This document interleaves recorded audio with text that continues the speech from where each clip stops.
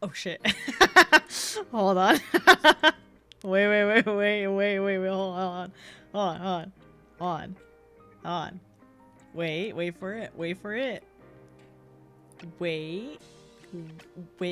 Just what? Hold on. Oh wait, why aren't I on screen yet? Wait, hold on. I literally tested. Where was my model? Where? Oh my god. That's why it wasn't showing. I was like, I literally saw myself earlier. Hold on, let me. All right, there we go. Wait, like right there? No, I'm too zoomed out still. Like, right here? No, do I need to get close? I feel like I need to get closer to the camera. How comfortably close do you guys want me to be to the camera? Like, would you guys like? How would you guys feel if like all stream I was like this close? Like, would you guys feel comfortable with that? Like, I was like, hi guys, how are you doing? Oh, like what's the closest you guys are comfortable with me, kind of speaking to you guys at? Like, she's microscopic. Oh, let me zoom back out. Hold on. Wait, that's too. There? Am I usually here or here? I think here, right? I think. All right, there. I'm just gonna. Wait, I feel like I'm too low. Maybe right there. I think it's fine, right? Or no? Ah, it's fine. Okay. She's lore accurate size for a moment. What the heck?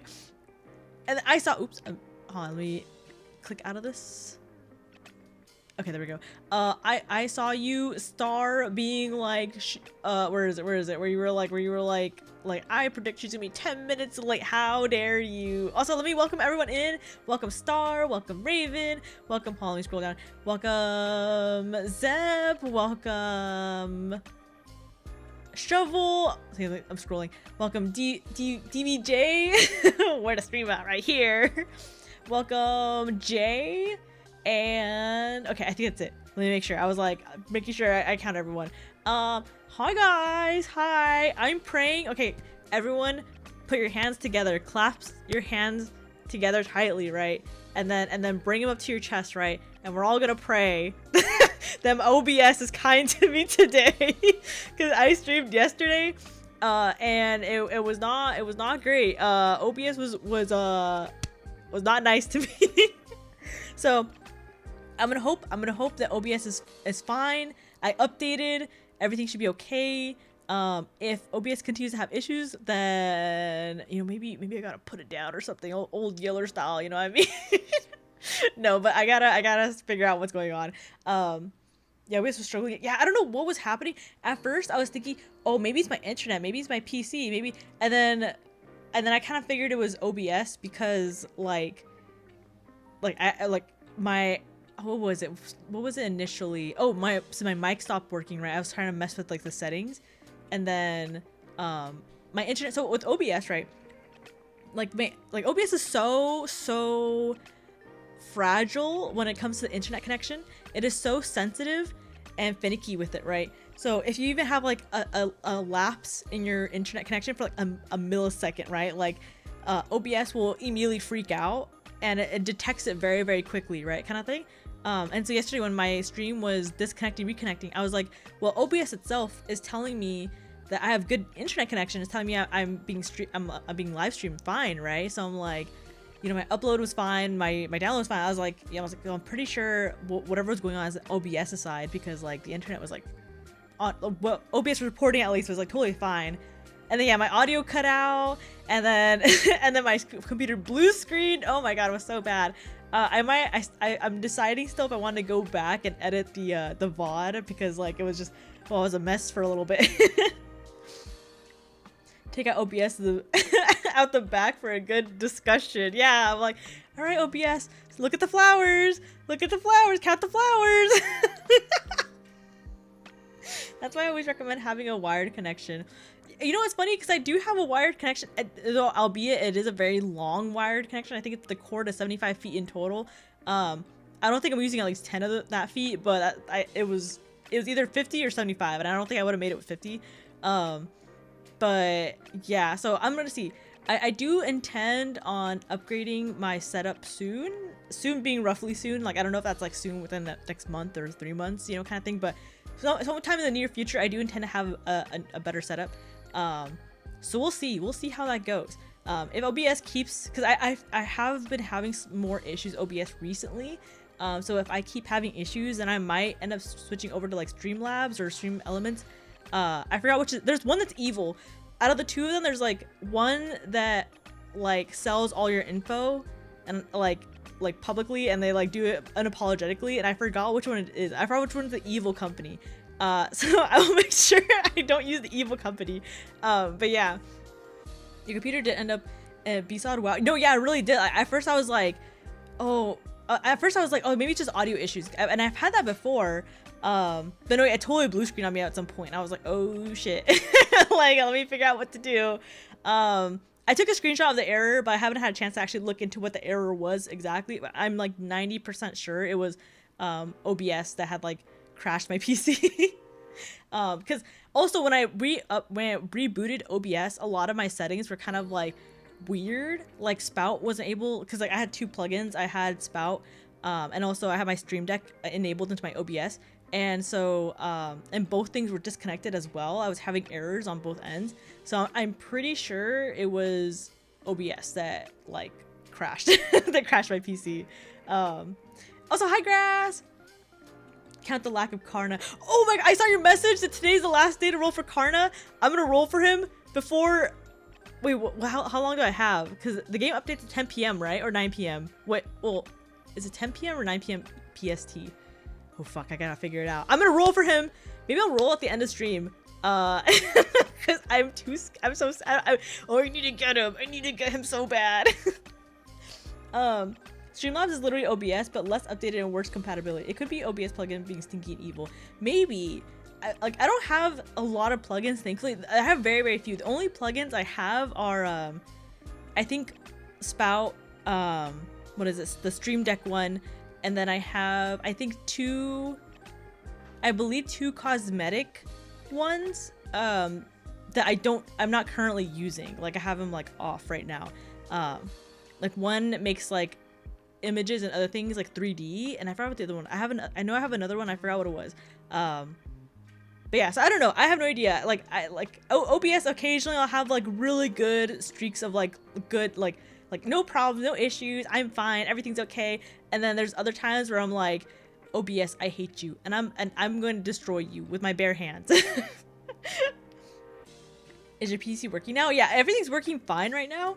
I even made sure yesterday to like immediately after stream, after we got off call and everything, I immediately turned off my PC, restarted it, and not restart as in like click the restart, actually like powered it off and then waited a little bit, powered it back on. And I checked everything seemed fine. What I'm gonna end up doing today, I think most likely, is like cleaning out my drivers, making sure that those are all updated as well, and making sure that like none of those are outdated or just there. And I know it's not really gonna do much, but I also want to clean out the temp files. Like, what is it? Like, it's like you type in like, is it percent like temp? I forgot what the code is to like clean out those files, but just to free up some space too. But yeah, and because I'm not super low on space right now, I do have a memory issue, so I'm okay on it right now. But what I might end up doing is just like sticking in like some not memory cards, what are they called? Like little memory sticks. Not USB, but like the ones you plug. Anyway, I forgot what they're called. I'll probably end up using those to like help with like VODs and other things too. But yeah, so I'm gonna try to upkeep my PC a little better in case that's what's ruining OBS. But if not, like I said, I'm going to update my setup anyways. So hopefully, crossing fingers that everything's okay.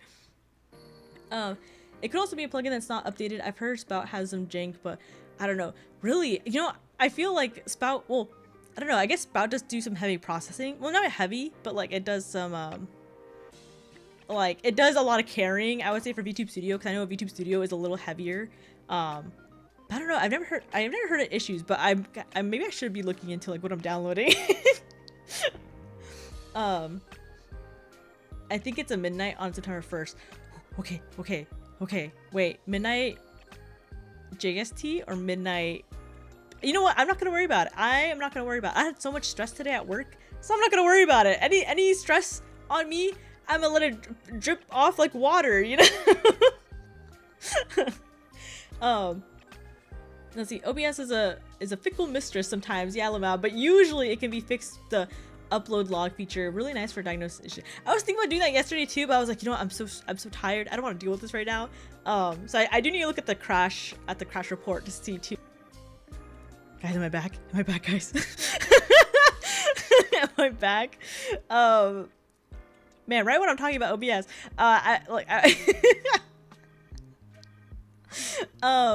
no, but I was just saying that OBS does thankfully give you a pretty like thorough crash report and like ability to see what's going on with it, and it'll like give you a diagnosis and everything too. So I need to look into that. I need to see what's going on. Careful with that. You may actually delete something important. I may, you know, I'll be fine. It'll be fine. You know, it'll be fine, right? It'll be fine. Speak of the devil. Heard you talking shit. I know OBS came in just to be like, don't forget. Thought that was my connection for a second. No, it's not even my OBS is reporting. I have 0% drop frames, and I'm reporting like it's showing I have really good connection too. So I'm pretty sure it's just OBS being a piece of shit. You know, in case OBS is listening, oh my god, it's being so kind for allowing me to be live, and I'm so grateful for its amazing skill to mostly live broadcast my streams. Whoa, oh my god. Well, in case you're listening, OBS. Okay, enough about OBS. My little rant issues and everything. This stream is for Offkai, my Offkai stories. Crash this computer. Oh my god, no, I hope not. I'd be like, fuck. But okay, so Offkai was this last weekend. It was what date was this? From the 24th to the 26th, and I left for my trip on I think the 21st, I believe. And then I got home I think on the 28th, so about a week-ish or so. And then we spent like it was me, Pax, Koga, and my friend Shun. We were all like hanging out at the Airbnb, like and like, you know, spending time in San Jose essentially. And it was really nice. It was really cool. The weather was actually pretty nice.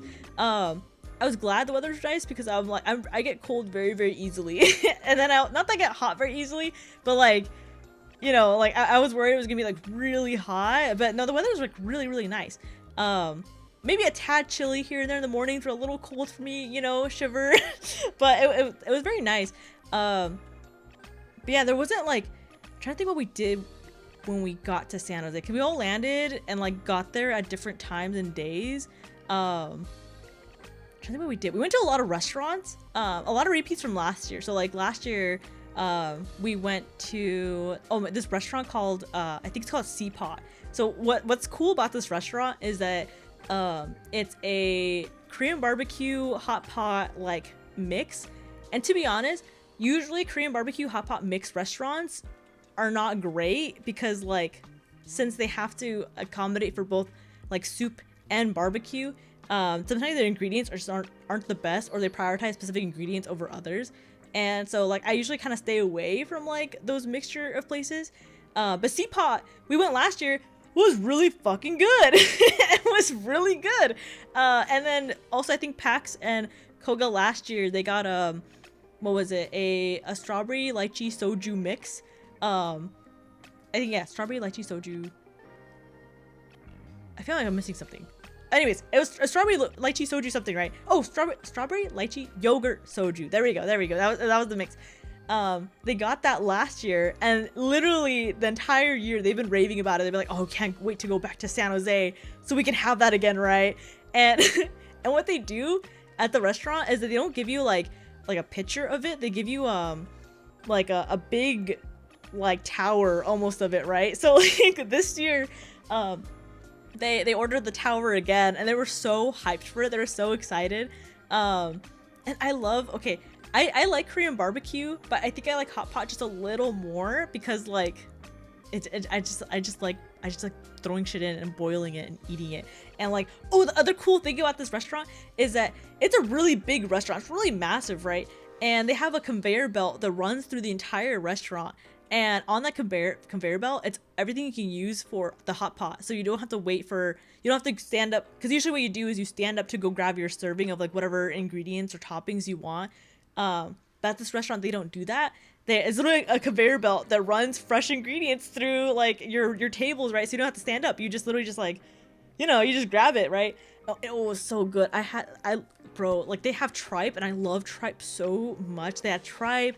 They had a lot of seafood, the little octopuses, and I always feel so bad eating the little octopus. I talked about this before. I always feel so bad eating the little octopuses because they're so tiny and they look like little babies. And then like when you cook them, they like curl up and they get smaller. And I'm always like, oh, they died so I can eat them, so I can enjoy them. But like, even though I feel bad, they're so delicious. I kind of don't feel bad afterwards, you know? I just kind of feel bad looking at them. Anyways, so really good restaurant. That was like a very a highlight of our trip, just going to that restaurant again, because you know it was so good. Oh yeah, and then Raven was at Offkai. I had a little like small little meet and greet type of thing on Saturday, like at 12 p.m. and because I knew at least Crookshank was at Offkai, and then obviously Raven was also at Offkai too.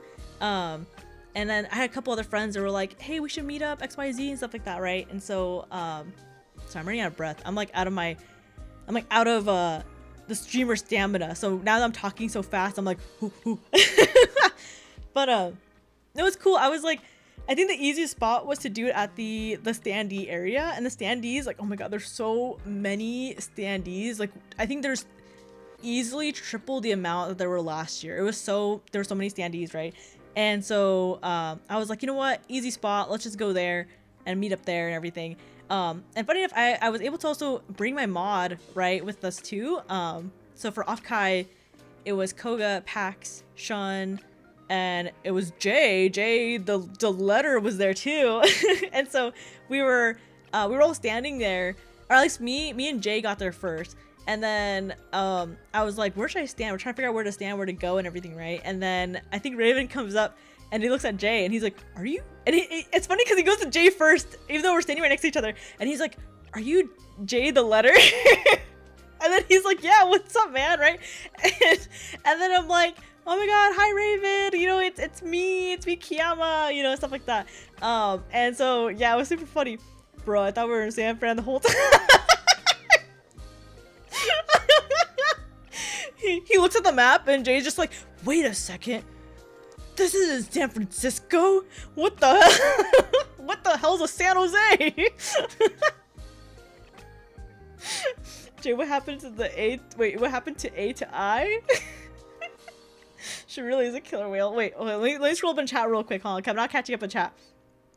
Let's see. And yeah, Jay was there too. And then, so a bit of a question. What is Offkai? You talk about it, you talking about it is the first time I've heard of it. So Offkai, I probably should explain that actually at the beginning of the stream. So Offkai is a VTuber convention that is held in California. There's no specific time of year they have it, because I think the last few years they've always changed the date, kind of weird dates. But it always happens like once a year at California, or in California, and it's just a VTuber convention. So I think this was their 5th year, and I've been attending every year so far. Like I went at least one day for their first year, and so it's really crazy to see how they've grown. Because when I first went, the first year, like I only went for a day, right? And I literally only went so I can go see Lazulite live. It was Lazulite from Nijisanji EN Gen 1. And it was so tiny. It was like in a small itty bitty little hotel, and like there was like maybe at most like, I don't even want to say there was 200 people, because I don't even think there was, maybe max like 150 people that had gone to the convention. And it was super small, right? But it was cool. It was really, really nice to see everything. And it's funny because like the dealer's hall was like max 20 booths. I think there wasn't a lot. It was like very most like max 20 booths or something. And so it was kind of crazy for me to, like, every year it's crazier for me to compare, right? Because like the first year, I don't even think they had any sponsors. I think it was like all like through donations. And I don't even know how they got the funding for the first year, right? Because because it's so tiny. And then going to this year, like, you know, it's crazy because they had everything from gamer subs to they had like agencies there as well, like V4 Mirai, they had Ijigenia, they had what other agencies? They had Lucid, what is it called? Lucid, is it just called Lucid? I think the agency. What else did they have? They had a lot of booths. They had a ton of things, and they had so many, like, not just vendors and booths, but also like the, you know, artists and everything too. It's crazy. So I don't know. It's always crazy for me to see every year it get bigger and bigger and bigger, because like, oh my god, so many people, like so many VTubers, right? And it's funny because like you kind of get a mix of like two sides of the VTuber like sphere, where like, because in my opinion, there's like a very distinct difference between like JP, like idol-esque fans of VTubers versus like the Western like side of VTubers, like the fans in them and stuff like that. Because you'll see some fans running around with their like pen lights, their like happies, their, you know, their Ida bags and all that kind of stuff, right? But then you see like other like VTuber fans who are like, look more like otaku-esque, you know, like with like their like anime girl t-shirt that is like actually like Shy Lily or something, you know, stuff like that, and they'll have like plushies on them and things like that, and like more like, you know what I mean, like more like Western style clothing, if that makes sense. Like not, they don't have anything that's like any sort of like Japanese like influence on them, you know what I mean? I don't know if I'm making any sense. Like it's like there's like almost a very distinct difference of like, you can tell which fan is associated with which side of the VTubing sphere. So it's very interesting because like there's some people there that you can tell are like, they watch like Hololive, Niji Sanji, they watch all these like more idol type of like VTubers or like, you know, things like that, right? And then you have other people that you can tell like, oh, they're all like Zentreya, like Shy Lily, like Iron Mouse, like those kind of fans. Not there's anything, I'm not saying anything's wrong with either side, right? It's just there's like a very, for me at least, I think there's a very distinct culture difference in the community, right, and everything. So it's just kind of funny, like going around Offkai and being able to see like these two different sides of the cultures like merge and mesh and everything. It was just so cool. It was so cool. I got to meet so many people, and I didn't like. I always go into Offkai not quite expecting to meet anyone because I don't want to feel like privileged of like, oh my god, guys, I'm a VTuber. I have the right to meet other VTubers. Like, that's not right. You know what I mean? Like, that's not the attitude you should go in, right? You should go into the attitude of like, oh, I hope I get to meet like new people, like both fans and creators alike. You know what I mean? Like, because that's just a better attitude versus like, I have to be meeting, you know, all these people that are also VTubers, you know, kind of thing. You know what I mean? So let me drink my water real quick. I'm drinking water today because I had a lot of coffee. Maybe that's why I'm also talking kind of fast. I usually don't have like caffeinated coffee because like caffeine makes me very, very anxious and like makes my chest kind of hurt. But today actually at Offkai in San Jose, we went to a Japantown because they have a Japantown there, and I bought like a mocha coffee can thing, and I'm like, I'm gonna drink this later, and so I brought it to work today, and and like I drank it in the morning, and I think I still feel it, the caffeine, you know. Okay, here, let me scroll down a little more. I'm like missing so much chat. Hold on.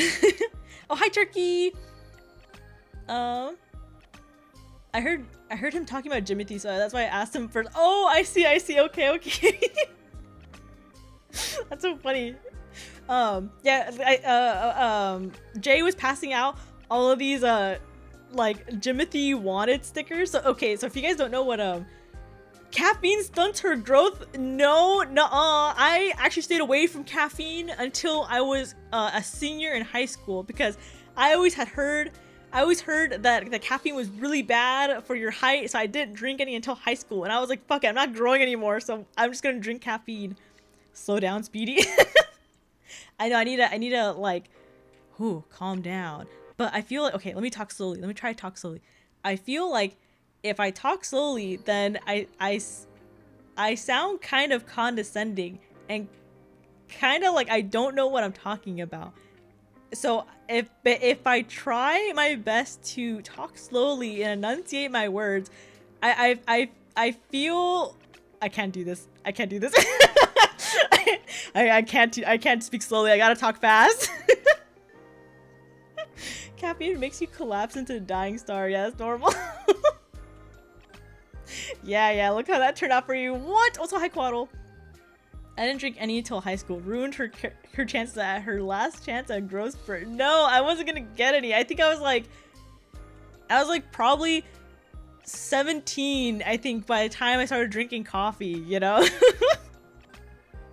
I don't think you grow anymore by the time you're 17.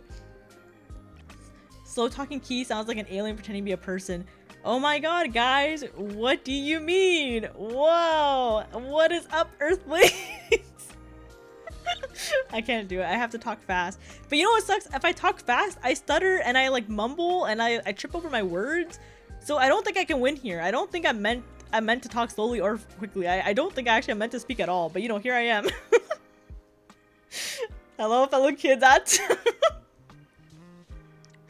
Anyways, I'm getting off track. I keep getting off. I keep picking up stories and then rambling on about other things. I keep branching off different topics. Anyways, so yeah, I gotta. Where do I start first? I gotta. Okay. Linear mind. All right. I got to hang out with Raven for a little bit. We spoke for about an hour. And it was so cool. We were just kind of there hanging out for the most part, chilling. I gave him a little freebie bag. And he posted pictures of it in the Discord. At least he posted the link of where you can look at the pictures. I believe I gave him 5 stickers. I want to say, I think it was 5 stickers. A little checky, which is a little Polaroid that I signed and like wrote on and everything. What else? And then my business card. Oh, and a ribbon. And in case you guys were wondering how my ribbons look, is it this one? This is how they look. This is the look to them. This is how they appear. I have some still left over because I forgot to give them all away. But they're a little bent because I didn't put them in my bag right. So this is the clearest copy of the ribbon I have. But yeah, it says I'm not small. I'm vertically efficient. And then my little username at the very bottom right there. He said you were just as short as your model. By the way, did she do the squats? I fell asleep last. I did do the squats last night. I did. It's at the very, very end of the stream. But that's silly. We all know you're even smaller. What do you mean? No, I'm not. What? Looks like a band-aid? No, it's not a band-aid, I swear. Oh, vertically efficient, just like a Mega Man. Yeah, exactly. But yeah, so, I also had my standees out. My standees, I try to get them as close to my height as possible. But okay, so I made a mistake, right? I made a mistake. So when I submitted the standees to the printer that made him, or the vendor, I told him I wanted both standees to be 5 feet tall, right? Which is fine. I'm 4'11", so it's giving me like an extra inch. But you know, it's fine. Guys do it all the time. Why can't I? You know what I mean? So like, I gave myself a little extra inch, right? And so, but then when I got the standees back and I got them printed out, I realized that the 5 feet also included like the size of my little hair, my little hoge, my little, what is it called? The little cowlick I got. I forgot what it's called, right?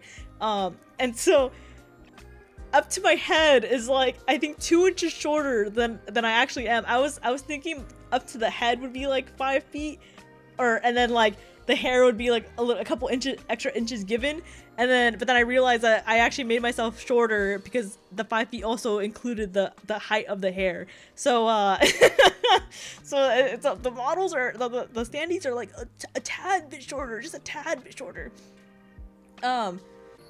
Hello, it is I, the hypnotic hyena. Oh my god, I can't read. I was gonna say Henya. I was like, that's not it.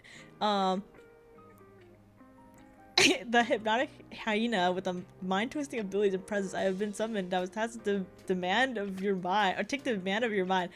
There's nothing in there though. It's like empty. It's like just nothing. We love women in male-dominated fields. Exactly. That's what I'm saying. A hoge, there we go. Yeah, a hoge, a hoge, a hoge, a hegao. I gave myself a little extra inch. Ayo, Uno reverse carded. Shh. short ass, I hate you so much. I'm gonna kick you in the shins. There's nothing in there but yaoi. Exactly. It's just boys kissing each other in here. Why the fuck does nobody have a mind? Bro, I'm not gonna lie. If you're going to a VTuber stream, I don't know what you're expecting. I don't know what you were expecting here. There's nothing there. You gotta go to like someone who's having a TED talk, you know what I mean? Like not someone who's talking about going to a VTuber convention where everyone is also just got rocks for brains, you know what I mean? No thoughts, head empty stream. Exactly. I'm like, what's that meme of that cat? Of like little drooling cat? It's like, oh, fuck. It's like a really low res picture of like a cat that like has drool coming out. Do you guys know what I'm talking about? That's me all the time. Matter of fact, why would you expect that that at any stream? That's true. I damaged all my brain cells beyond repair. Oh no. Oh yeah, but yeah, so we spoke to Raven for like a good hour. It was a really good talk. It was really nice. It was like cool seeing Raven, and then he was like, oh my god, you are short. And I you know, like it's fine. I take those. And then we had some conversations that I told Raven that he's legally not allowed to share. They're legally binding conversations. So if he says anything, I know where to find him. I said something. I was joking to him about something, and then I looked out. So Jay was to my side, right? And I was saying something to Jay, and I joked about it. I laughed, and I swiped my head over to Raven, and I was like, "You cannot repeat any of this."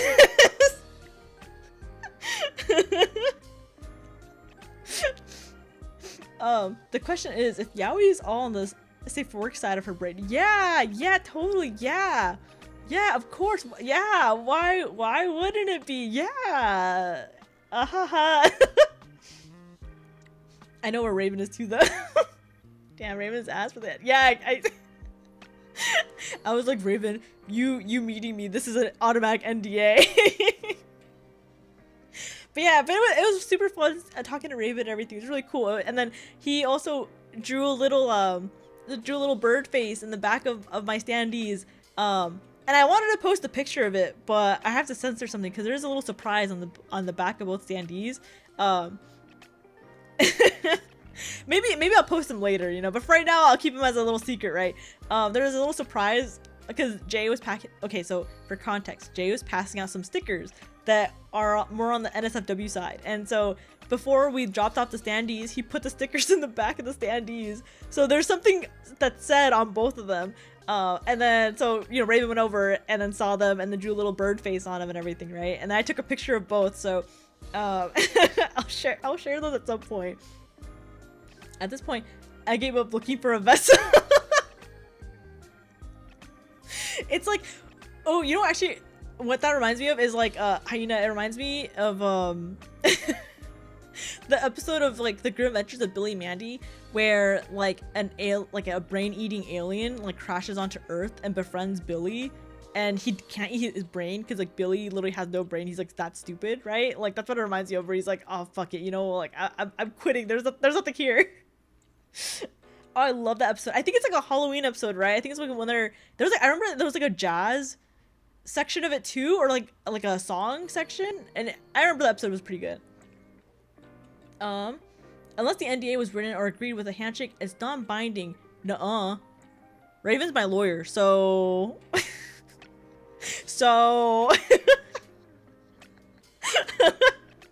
the song is peak too. It is. Every once in a while I kind of think about it and I'm like anyways, but yeah, I mean, to be honest, all of Offkai was so fun. It was genuinely like one of like the, I don't want to say the most fun experience, because I low-key, okay, maybe like hot take, I kind of enjoyed last year a little more than I enjoyed this year, because I felt like there was more things to do on the fan side last year versus this year. I feel like this year there wasn't as many things to do, and I kind of attribute that because like the convention was split into two sections, where usually the convention has enough space to hold the entirety of the convention, right? like the convention center. But this year they were splitting it with a CrossFit convention. I don't know what's going on, but there's like a CrossFit convention happening on the other side, right? And so that like one side was the CrossFit and the other side was the VTuber stuff, right?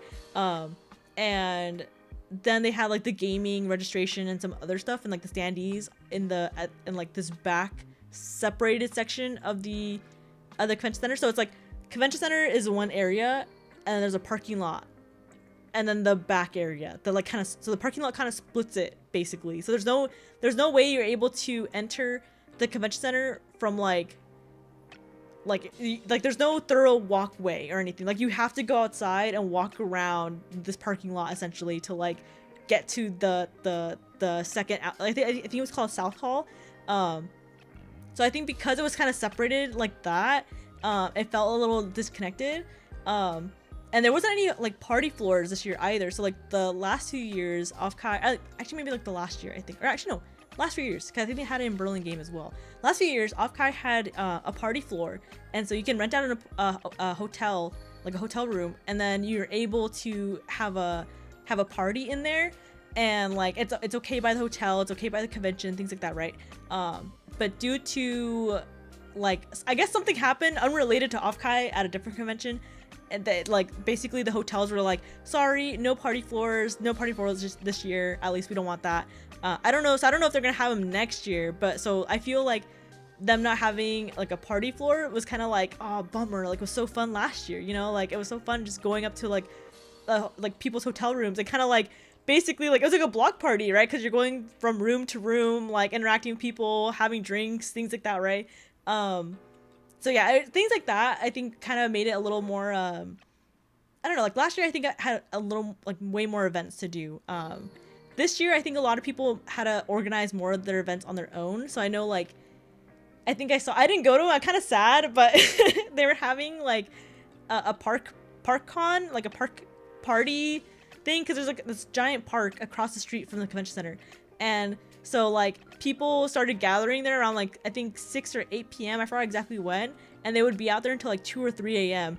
And like I think the first few nights was to like, I think it was called the rat party. So like you were encouraged to like smoke and like grill and like I don't do other stuff out there, right? Like you're just kind of out there like with quote unquote rats, right? Like that's what they were kind of advertising. And then I know at some point like at some point someone was out there grilling on one of the nights and like the grill caught on fire, so they had to like rush to put it out. I don't know, some crazy things happened, right? But it looked fun. It looked really, really fun. But it was just way too late. Like I didn't want to be out in downtown like super late at night and everything, you know, especially because like all my friends got really tired too. So I'm like, I don't want to be a lone girl walking in downtown on my lonesome, right? You know. So yeah, I feel like arguably, maybe hot take, I think last year was a little more fun than this year. But that just means that hopefully next year, in 9 months actually, because Offkai is in April of 2027, I just hope that next year might be a little better, that they have the entirety of the convention center to themselves and they're able to host more things. Here, let me scroll up. I'm missing chat again. Hold on. It's by Voltaire and it's just called Brains. Oh, okay. Damn, I missed all the juicy bits. Sounds like a fun convention. It kind of was. Oh my god, there's so many. Hold on. I have so many things. There's so many other things that happened too. So Raven is Kiayama's lawyer and translator, and I still have no idea what I am, but I've been promoted 2 or 3 times now. You know, Shovel, if you get promoted, you don't question it. You know, like if you're just getting, you know, you've been promoted to enjoy these streams. You know, we're not gonna question the how these promotions work. All right, we're not gonna get into the logistics of it, not just yet. All right. I think they also did the Billy and Mandy Horror's Hand movie song. Oh really? Yeah, South Hall was a little walk around the building. Yeah, it was a little awkward kind of getting there. Like it wasn't bad, it was just a little awkward. That sounds rad. It really like I really wish I went to the park con. Oh, and then I saw pictures of like a Pippa cosplayer like doing feet juice, which is where like, okay, I don't know if you guys know what ParkCon was. Okay, so at this same convention center is where they had, I think I think it was called Fanime. They had Fanime, which is like an anime convention, right? And across the street from Fanime that weekend, they were also hosting their own ParkCon, which is again just people kind of showing up from the like to like hang out in the park, right? Like in the after hours. And so I don't know if you guys saw it. It kind of went viral for a little bit of like a Hatsune Miku cosplayer serving people drinks using her feet. Like she would like you know, pour the drink on her feet and people would like drink off it. Disgusting, right? Anyways, so I don't know who, but this Pippa cosplayer was doing the same thing. And I saw a picture where like she had her feet in like what I assume is the jungle juice, right? And jungle juice is being a mixture of alcohol and like juices and things like that, right? And like she's pouring this jungle juice onto her foot and someone was drinking from it. And I'm like, Jesus Christ, not again, not the VTuber version of this. Oh my God. So I do wish I could have gone just to live in these moments, because I'm like, I see these pictures, I'm like, fuck, I low-key missed out. Not that I would have. Okay, well, let me clarify. I would not have drinking from the Pippa feet juice, but I think it would have been entertaining seeing it firsthand. I wanted to clarify this. I wanted to have this be clarified. Oh, hi, Windex. Oh shit, did you come in? Did you come in when I'm talking about the feet juice? All right, new topic, different topic.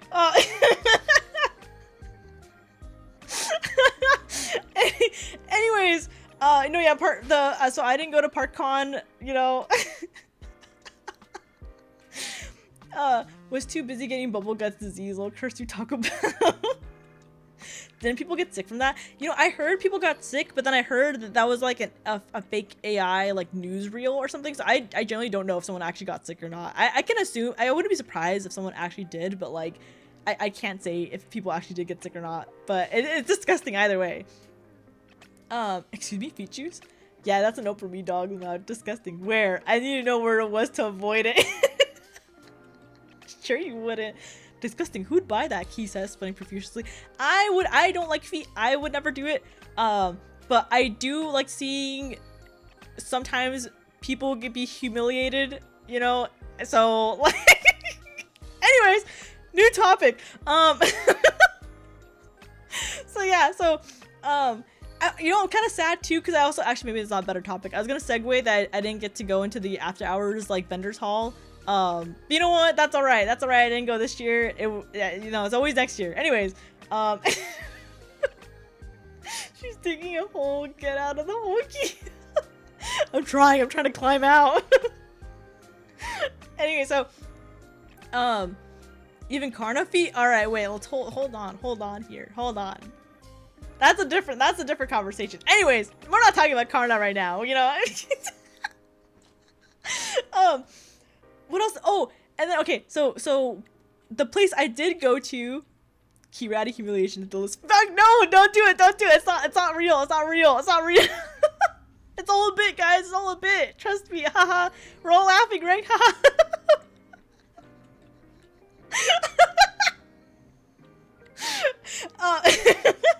Okay. Another thing we did for at the con, right? Was okay. So there's a thing in downtown San Jose called a Taco Bell Cantina, right? So at the Taco Bell Cantina, right? They serve you alcohol. You can't buy the alcohol on its own, right? But you can like go to the little menu and then get like max, I think 3 shots of like tequila or rum or vodka in your Baja Blast, right? And you can do it frozen or then just like the soda, right, kind of thing. And so like so one night we go to a bar. It's like a internet cafe.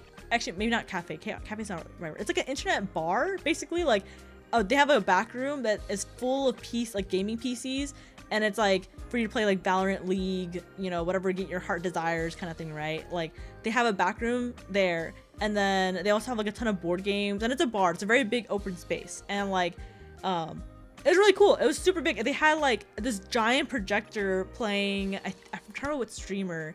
I think one night they had the giant projector playing a Niji Sanji JP streamer, and then they also had, I'm trying to remember who else. I think they had a German VTuber, and I'm trying to remember her name, but she was playing Deadlock, and it was super cool that they just had all these VTubers on these big screens, right, like all over. Key went to the back rooms. Yeah. I got lost. No. yeah, so we went to the guild house. It's what's called a guild house. We went to guild house. And initially we went there because we had a different group of friends. They were like, hey, we're chilling here. We're just getting drinks, and then we'll head out for the night. And so we get there, and our friends text us being like, hey, actually, sorry, we left the bar. We're actually at Taco Bell Cantina now. And they left because the line to get drinks at the guild house, I think by the time we got there it was 10:30, and the place closes at 11. And then the line was supposed to average take about 40 minutes to get through.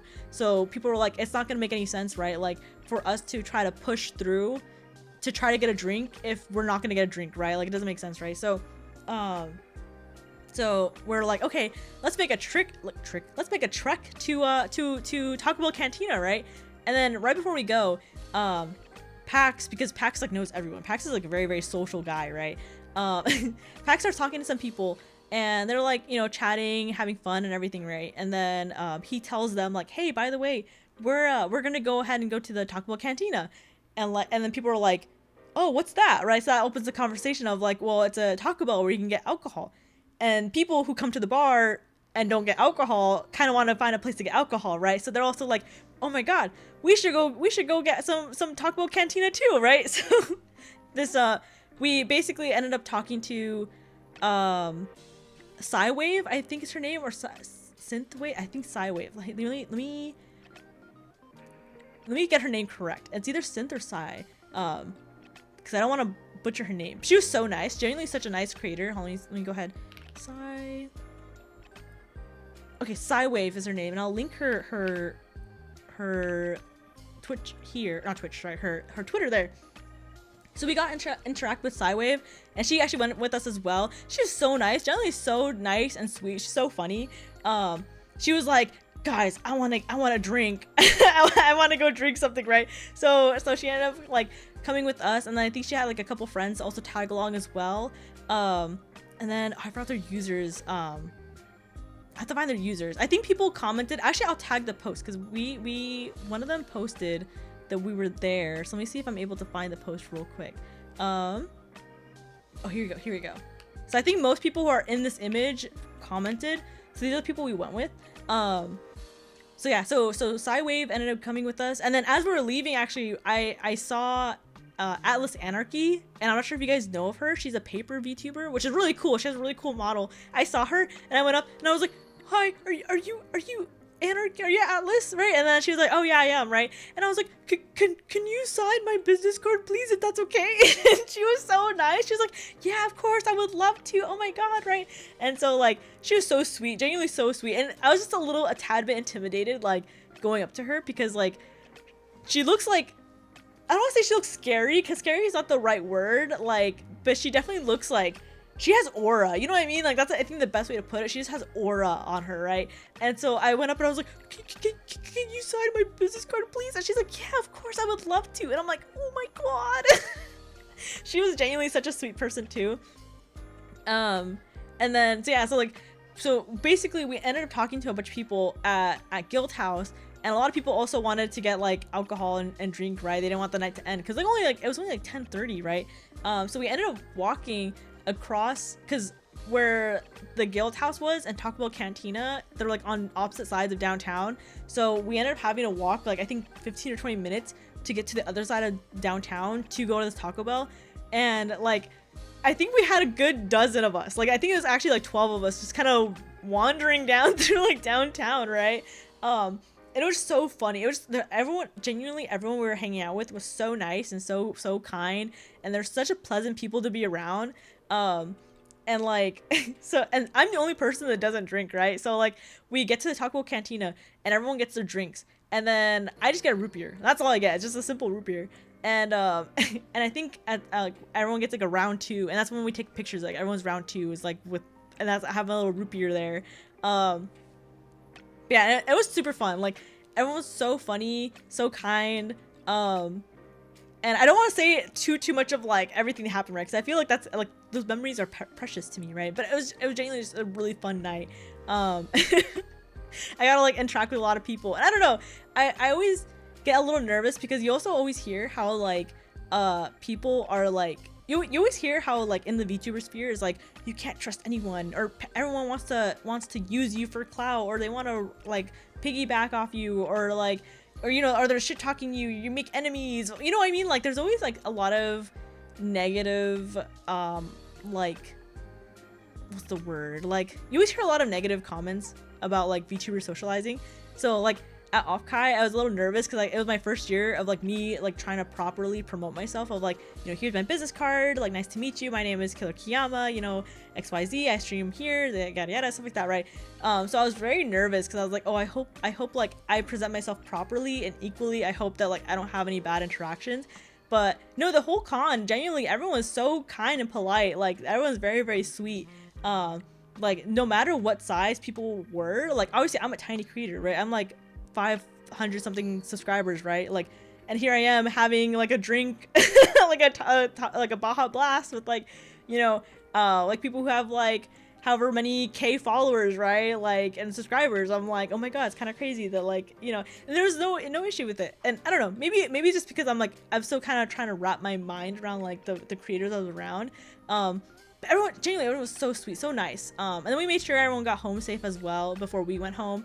Because we felt like we were kind of almost like hosts, because we had initially like basically we had like invited people to go out with us essentially. So we were like trying to make sure like me, Pax, Koga, Jay, and Sean. Actually, no, I don't think Sean was there for that night. I think he went home, not home early, but he went back to the Airbnb home like early.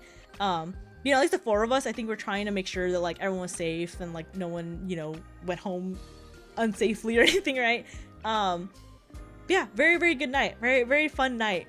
Also the Karna banner says 2059 PDT, just letting you know. That's 8 p.m. Oh my god, guys, I gotta roll before 8 p.m. I see their pity posts on Twitter sometimes. Better get those polls done. Oh my god, I got okay, before I end stream, I gotta go and roll. Not even a Baja Blast. I'm not gonna lie, I'm not a big fan of Baja. I don't know. Some people may crucify me for saying that, but I'm not the biggest fan of Baja. Like, I don't know what it is. Just, it's all right. It's a little radioactive to me. So I prefer, I'm a root beer girly, you know, I would say.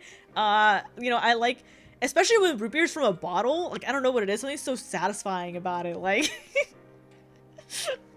I did notice the odd one out in the piccolo. I did post like afterwards. I was like, if anyone wants to know who owns the random root beer, you know, like raise hand. I heard it compared a lot to high school. Yeah, I've heard so many things, and I mean, like, don't get me wrong, I've kind of like second hand 1.5 hand ish like seen some of the clicky ish behavior for like VTubers. I think I've been very, very like lucky to not be caught in any like crazy crossfire, you know what I mean, like with the amount of people I've like met and while I'm streaming. But like the amount of either my friends I've seen affected by like either call out posts or, you know, like disputes or things like that, right? Like, or like the things I've heard even at the convention, like the things I was kind of hearing other people had gone through, I was just like, oh man, like kind of crazy. Like I'm very glad that like I haven't, you know, obviously like gotten into any problems or even like, you know, been involved with anything. But you know, being there in person, like it's so much funny because it's so funny because as a VTuber, like when you're VTubing, everything's digital, right? Like you're streaming on a digital platform, you're posting on like social media, you know, like everything, like all your messages and your communication with people basically are like digital, and like no one really webcams either, right? So the only interaction you see are like people's models and things like that, right?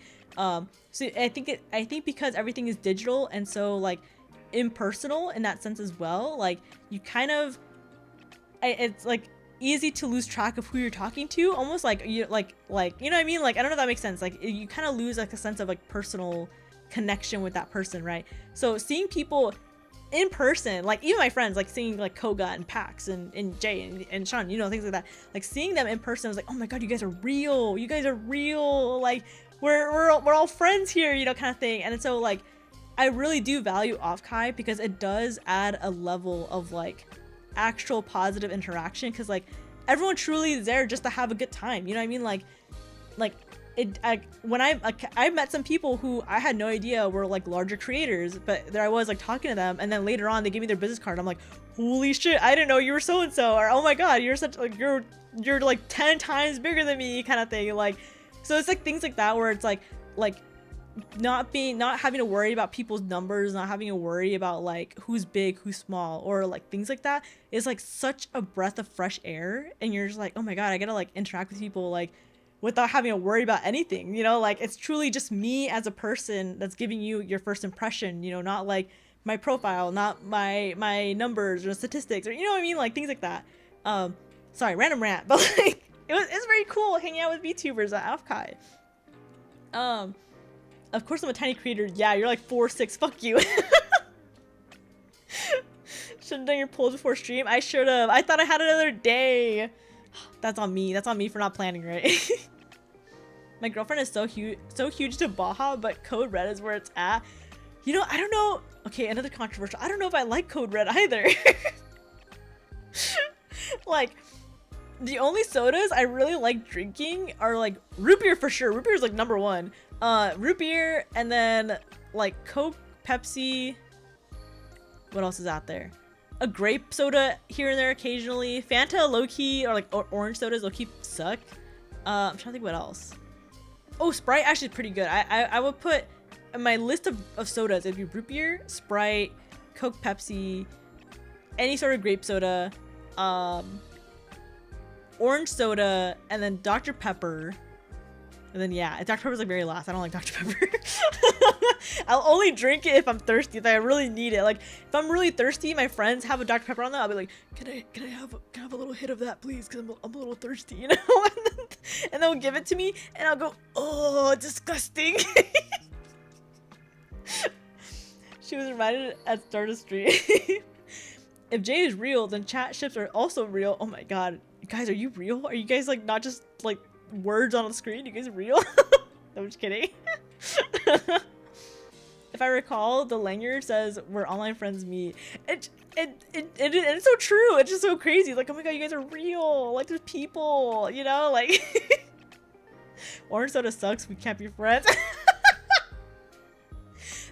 Okay, let me clarify one thing. The only orange soda that is valid is oh my god, what are they called? What are they called? I want to say Tamarindo. Is that that's not the soda brand. What is it called? Oh my god, I'm blanking. Hold on. Let me get the name real quick. Jarritos. There we go. Jarritos. Okay, so Jarritos are a Mexican soda brand. They come in these like glass bottles. You probably see them when you go to like a Mexican restaurant. That's the only time where orange sodas are valid if it's a Jarritos. If it's not Jarritos, if it's anything else, it's not great. It's not great. Low-key, I don't trust flavored sodas with weird names. Cherry Pepsi, total gas. Code Red, that's a warning label. You never had a strawberry soda? You know, I have, and sometimes it's a hit or miss. Like I've had like poppy sodas and like the strawberry flavor, and like I enjoy those. But there's other strawberry sodas where like they taste like very artificial, and it kind of ends up hurting my tummy. You know, just my stomach kind of ends up not sitting well with it. Sprite burns so good though. Harinda or something. Pineapple flavor is so good too.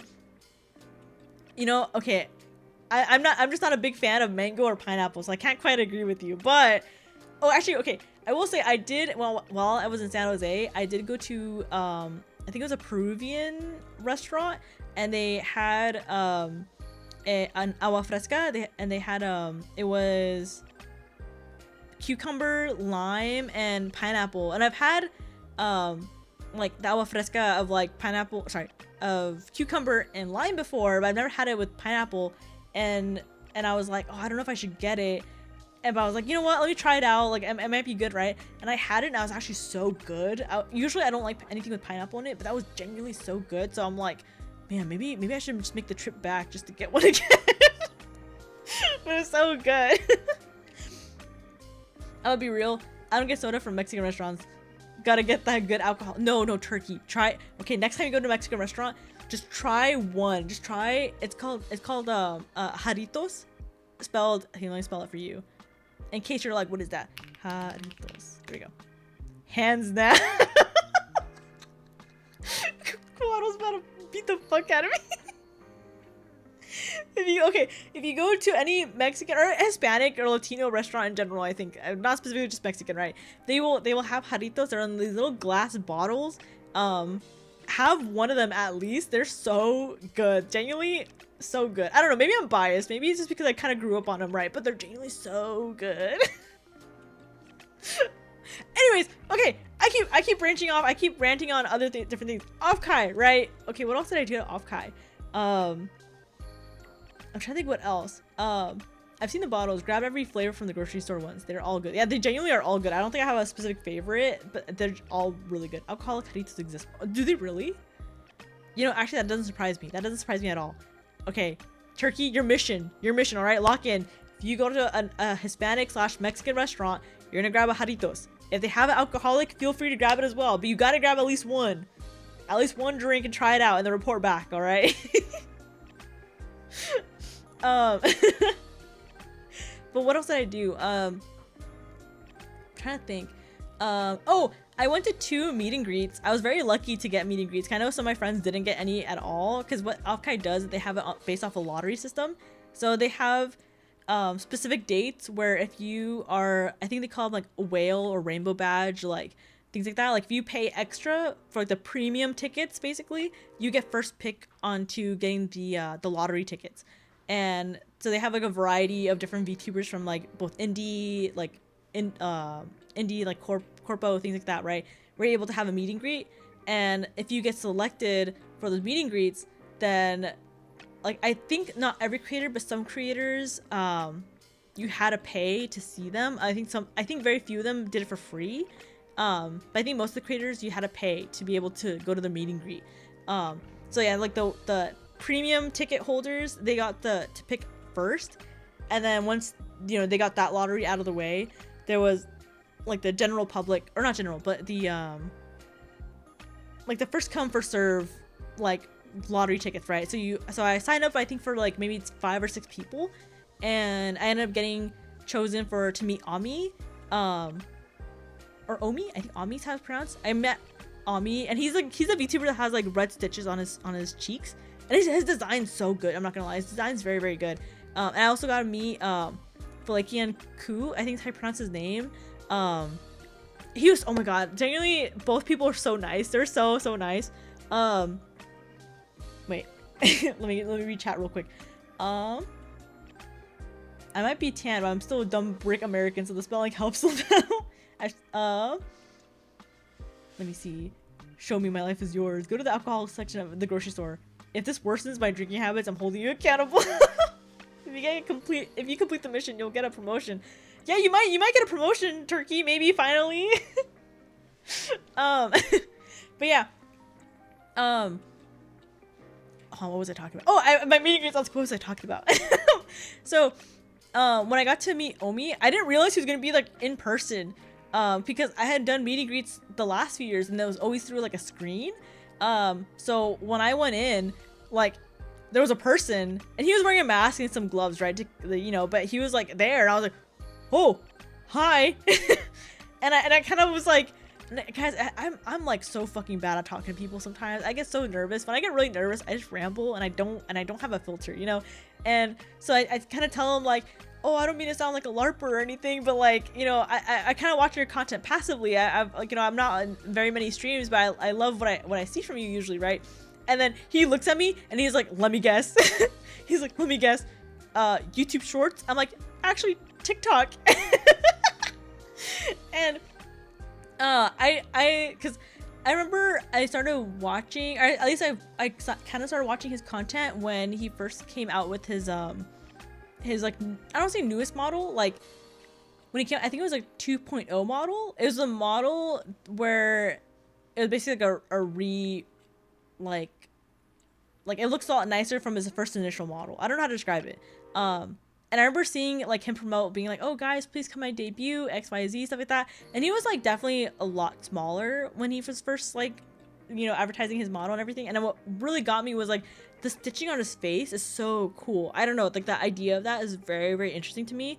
And he also has like a red, like dark green kind of palette going on, and I think that color palette is like peak. It's just so good, right? So since then I've kind of been aware of him, and then like I've been like, I watch his content like kind of passively. I'll watch clips, or like I'll watch, like obviously shorts or TikToks, things like that. I like his tweets. It's just the streams I don't always have time to pop into. But I was like, I don't mean to be a LARPer or anything, but I felt bad because like, oh my god, wait, was that disrespectful? Should I not have said that? Does that make it sound like I stole a spot from someone who should have been here? But I'm like, it's not like I'm not a fan. It's just, I definitely was not as big a fan of the people in line. Like, there's some people like in the line, and I can hear him being like one girl was like almost about to cry. She was like, oh my god, I'm about to meet him. I'm so excited. This is my Kami Oshi, this, that. And I'm like, fuck. And I'm like scratching my head like, maybe I stole a spot from someone. I don't know. I don't have a filter. Oh, really? We didn't notice? Okay, it's worse. It's worse when I get nervous. When I get nervous, I kind of just say whatever comes to mind. I'm genuinely trying to get better at it because it's so fucking embarrassing when I can't do it right. Like, it's so bad sometimes. I'm usually crap at small talk. No, yeah, small talk is always like the nerve-wracking part because like, I don't know, it's like, I feel like I can do small talk pretty easy, but the moment I get nervous, it's like I don't know how to socialize anymore. If all it takes to get a promotion is for me to drink more, then you should have told me earlier. But Ami was so nice, genuinely so kind. And then I also got a little signed card from him as well. But yeah, it was super, super nice meeting him. And then let's see. Oh, that same day actually, I got to meet Feli. Or Falakian Ku, I think how I pronounce his name. I'm so bad at the name pronunciation, to be honest.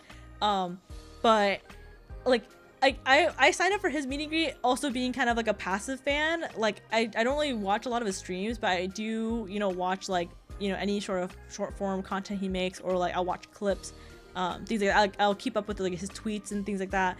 And so, but I kind of like signed up for his meet and greets, not thinking I was gonna get it, and I did get it. And I was like, oh my god, it's crazy. And so when I was in line to meet him, I actually ended up talking to someone who's from Artist Alley. They're like a vendor, and she was so nice, generally so sweet. Let me see if I can pull up her account real quick. Let me see, what was her? I think it was Cole Han. Hold on, let me make sure I have her name. Oh my god, hold on. I'm gonna bring it. Hold on. Let me find it. Give me a second. Hold on. Pause. Where is it under following? I know I followed her after the con too, so let me see. Where is it? Oh, here it is. Okay. Okay, I'll share it here. Okay, so I got to meet this artist, and she was so nice. She was so funny. We're just talking the whole time, and the whole time we're talking, because like without going too much detail, like Feli kind of has like some relation to Niji Sanji to a degree, a level, right? And so because of that, like me and this artist kind of just kept like talking about like Niji Sanji and like other things too. And it's like ever since the whole thing happened with Niji Sanji, it's kind of really hard to like fan out with other people, because like usually when you bring up like anything Niji Sanji related, people kind of like, oh, that's like a bad company, that's a black company, that's really bad, oh, their talents are being mistreated. Like there's always like a really bad negative narrative, and which makes sense. I understand, I understand because of everything that kind of happened, right? Like I'm not saying like the company was in the right for a lot of different things, right? But I support ultimately the streamers, right? Like that's, as a fan, I think you back the streamers more than the company, right? You're not there for the company, you're there for the streamers, right? So like it's kind of hard talking to some people about it, like being a fangirl, because you kind of just, people focus more on the company versus the streamers, right? So when I was in line and we're just kind of talking, and she was so nice and so funny, and we kind of like, I think the whole time we just kind of went back and forth in the conversation. Like it was so good. And I was standing in that line for like, I think it took me like an hour and a half to finally get to see like Feli, but it took so long, like genuinely so long. So we were just kind of there chatting the whole time. Yeah, she was genuinely such a nice person. And then Oh, and then so once I got into the room, like he was on a screen and he was so sweet. Like literally, okay, while I was standing in line, like at the door, everyone who stepped out of the door, everyone who came out, they all said the same thing. They're like, he's so nice, he's so polite, he's so kind, he's so like this and that. Like everyone had only the sweetest things to say about him. So I was very nervous because I was like, oh my god, I don't even know what I want to say to him. Like I don't know what I want to talk about, right? And so when I went in, I was like, hi, like I'm like, I stood in line for like an hour and a half and I don't know what to say. Like and he was so nice. He was like, no, it's okay, just, well, he's like, this is your time to say whatever you would like to say, so if you want to say anything right now, go ahead, feel free, like this is your time. Which I know I know he meant it in like an encouraging way, but it made me a little more nervous because like, fuck, like I only have a minute to talk to him, what do I say? Right? Yeah, I ended up telling him, oh, because he read my name. So oh my god, so they had this cool thing where so you write your name on a little like piece of paper, and then he'll read it through like a little camera.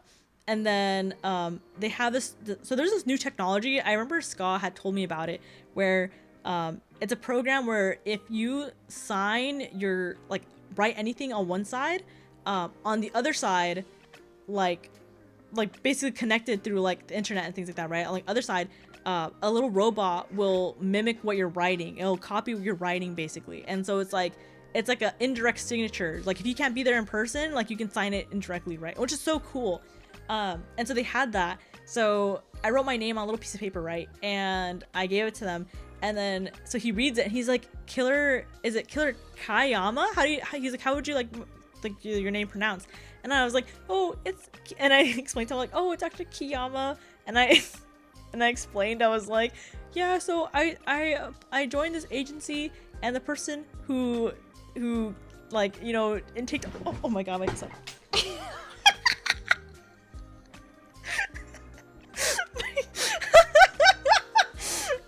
Oh my god, my cat walked between my legs and I'm swinging my feet under my desk, and so she scared me and I scared her.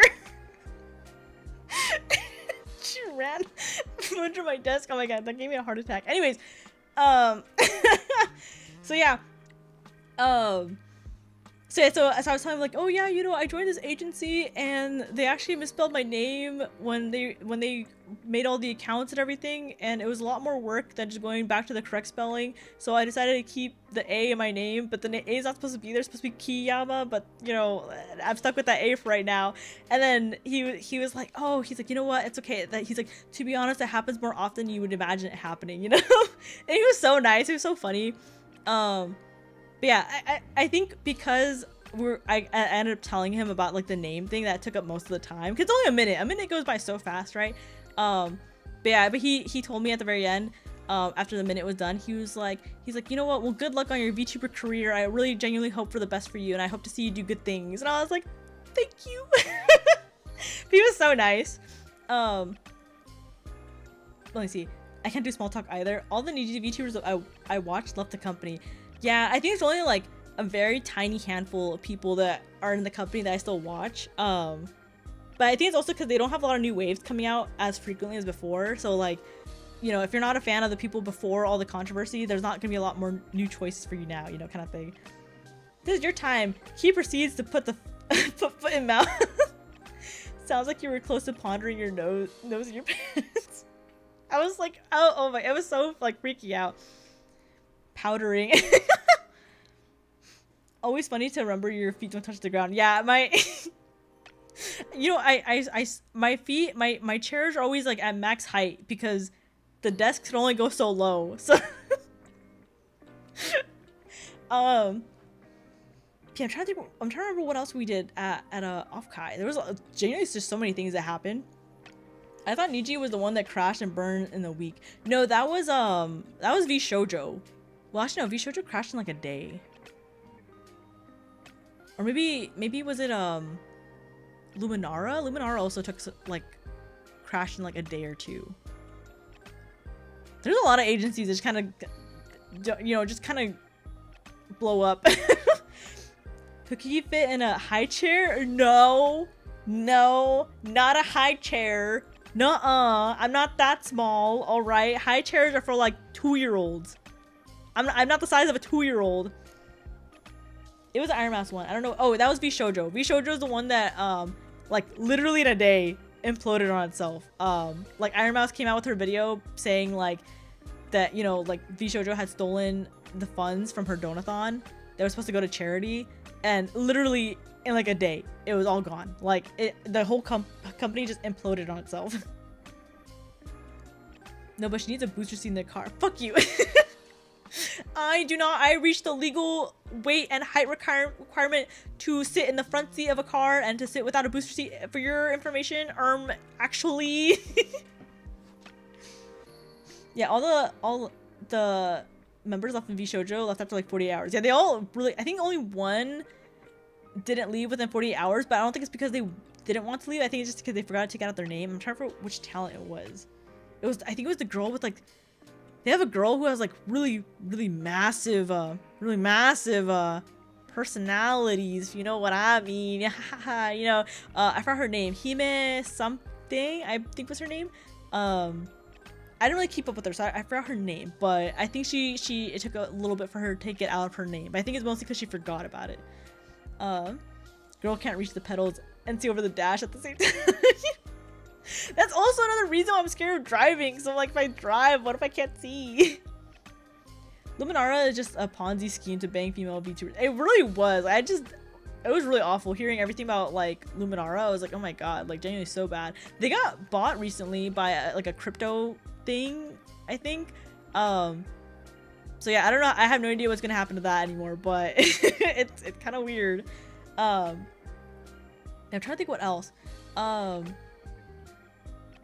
I feel like I was pulled around so many ways, and like Offkai, I was constantly like running around, like going places and doing things. Like I had like I feel like last year was a lot easier because there was like a lot of times where I like chill time, like I can just sit here, I can just talk to people and stuff like that. But I feel like this year I was constantly like running around trying to do something. I'm trying to think. There's so many things that happen. Hime Hajime, and they're barely a VTuber. Anyways, yeah, I don't see her content very often, but I think it's because she does she do IRL streaming, I think, right? I know she was, I think, actually no, it's kind of mean to say. I don't want to say like least popular VShojo, but I think she was like least in the limelight, you know what I mean? Like it was always like Zentrea, Iron Mouse, and like Fruit or what's her name, not My Melody, Project Melody, you know, as always like them kind of more in the limelight. But yeah, Hime was always kind of like, I don't think I saw her being advertised very often. That'll be fun to watch at least. Never heard of Luminara. I guess I'm looking a deep dive. I wait for new Mike Klume doc to drop, pretty much. Guys, I know I keep up with so much VTuber news. I don't want to sound, I hate it because I'm like, I don't want to be like a drama channel where I'm like, guys, did you hear about this latest drama, this latest issue that happened? But I genuinely, like, I am so into VTubers that I like intake so much information. Like literally, I'm not joking, you guys, like VTubers are kind of like my life in the sense where like, you know, like that's all I on Twitter, it's all about VTubers. On my TikTok, like at least half the videos I get are VTubers, like things like that. So I'm like, you know, like anything that happens in the community, maybe not anything, but like a lot of things that happen in the community, like my eyes are just kind of on it, you know, good and bad. So, but I don't want to, I hate, because I don't want to talk about it right on stream, because then that makes me like, you know, a drama VTuber. Or what if I have like a bad take or something and someone's like, oh my god, we have to cancel this girl because she said something that I don't agree with, or something, you know what I mean? But like sometimes I'm just like, oh my god, like I have my own opinions and I'm like, I want to say something, but I'm like, no, I can't. For my own sake, I shouldn't. All right, I'm gonna head out, playing Rock Band with some random people. Have fun, be safe. I hope you enjoy the Raven. I hope you enjoy the con, Raven. Have a good one. Thank you for stopping by. Have fun rest of your stream. Thank you, I appreciate it. He needs to geek out rant up for a stream about VTuber stuff one day. I kind of do, like, oh my god, like I have so much to say about VTubers, to be honest. There's a lot of things I have to say. but I'm always worried what the things I want to say may be like controversial or hot takes, because you know, like I said earlier in the stream, unfortunately, like I feel like there's a lot of like negative things that come out about being a VTuber, and there's like some things where I'm like this is so bad, like, or this is like really, like personally, like I would disagree with this take, or oh man, this sucks, you know, stuff like that. but I also don't want to be that kind of person that like feeds into the like the negativity or like the cycle of it. So I'd rather just kind of try to be positive if I can. And generally there's so many also like really good things about the VTuber community that like impress me like every day, and not just like the artist or the people rigging or like the talents themselves, but there's like, no, maybe not talents is the wrong word, but like the streamers themselves. Like there are so many amazing things about like the amount of charities like VTubers also raise like consistently is also insane as well. Like I don't know, like there's a lot of good things. There's a lot of VTubers I really like too, and I keep up with all the time, but I'm just so shy, so I'm too scared to say anything to them. But everyone's so cool as a VTuber. I feel like if I didn't become a VTuber, then I would be like one of like the mega geeky otaku type, like, you know, maybe not parasocial type, but the kind of being like, I'd do like the, like with my little pen lights at concerts, things like that for my VTubers. You know what I mean? My Oshis, my Kami Oshis. But I feel like being a VTuber kind of helps me like balance out being like a person, because then I'm like, I need to stream, so I can't spend all my time like fanning out, you know what I mean? I usually watch Static Tokyo, hella entertaining explanations. Static Tokyo, let me see who they are. I don't think I've heard of them. Let me see. Tokyo. I spelled Tokyo wrong. Don't look at me.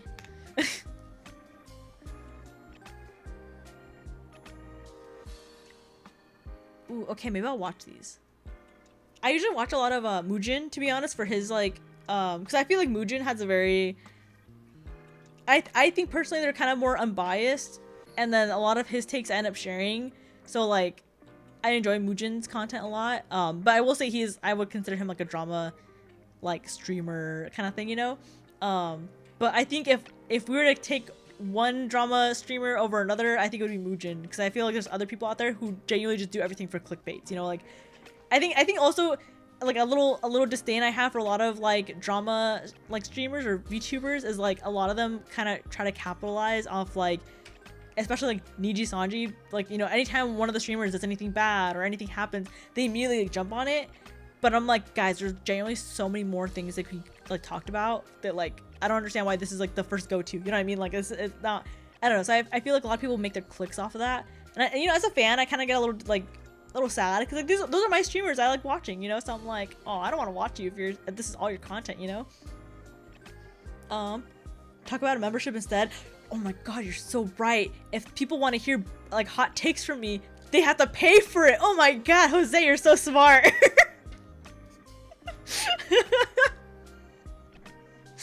Mujin's downfall was insane. Did he have a downfall? Wait, really? Hold on. Like recently or like when? I think the last video I watched, not because I don't like his content, but I think I just haven't had the time to. I think the last one I watched was let me see, what was it? Oh, it was the one, oh my god, it was 3 months ago. I really need to catch up with his videos. The one called How an Aspiring Streamer Ruined Her Life Over a Skill Issue. That's the last one I watched. Did he have a downfall? Really? Yes, months ago. Really? Maybe I just have not been keeping up. I've been watching most of his videos. It's a train wreck thing. If a train full of monkeys did 10 backflips and crashed into a ball of fire, it'd be horrible, but you'd watch the whole thing. That's true, that's true. But anyways, okay. I keep getting off the topic of Offkai. I'm trying to think what else we did. He simped too close to the sun. He simped? For who? Actually, no, I like how I'm like, guys, okay, I'm getting off track. Let me get back on track. I immediately go, who? Like, what? I'm trying to think what else. Oh my god, I can't believe I haven't talked about this yet. I don't know. I think I've talked to you guys about him before. I think about Ray Narvaez Jr. He is iconically known for Achievement Hunter. So okay, for a little backstory on Ray. Wait. I thought it was over the cringe guy who the Deku VA voiced apology over. Oh, Saikuno! That was also really bad. Saikuno was also really, really bad. Okay, so Achievement Hunter, right? Okay, so there's this company called Rooster Teeth, and they got famous for making a show called Red vs. Blue, which was like an online like series, like a Halo series basically. Genuinely such a good show. It's actually really, really funny, right? And then the company got really big. They opened up a branch called Achievement Hunter, which is their gaming branch, which initially the whole goal of that channel was to get as many, like 100% as many games as possible. So a lot of their videos revolved around like guides and like gameplay of, you know, different games, getting these achievements and things. And then at some point they hired someone named Ray Narvaez Jr. And he was actually very iconically known for like achievement hunting, right? Like he like on Xbox he would get all these different like achievements, right? So that's why he got hired. He was really funny, genuinely one of my favorite members. Him and another person I can't name because of reasons. But Ray was like so funny, and then he was the first one because like in their group eventually it became 6 of them. It was Jack, Jeff, Gavin, Michael, Ray, and another member that I'm not gonna name. And they all had such amazing chemistry. They're all so funny, and they were like a lot of people's like childhood basically. Like I started watching him I think when I was like 13, you know, so it's been a while. It's been a long while, right? And so yeah, so and then Ray was the first one to like leave the company, like from Achievement Hunter at least. So that kind of split off the 6, you know, into like 5. And then from there, I don't want to say like it went downhill from there, but I definitely think my engagement with Achievement Hunter decreased because Ray was gone, and that I feel like the chemistry they had wasn't quite the same anymore. And then kind of I don't want to say shortly after, but like definitely at some point, like, you know, Achievement Hunter, like once it got acquired by like Warner Brothers, sorry, not Achievement, Rooster Teeth. Once Rooster Teeth got acquired by Warner Brothers, other things happened. Like it just wasn't quite the same anymore. And at some point the company went under. I think Bernie, the owner, the initial creator, like the founder of the company, he rebought it.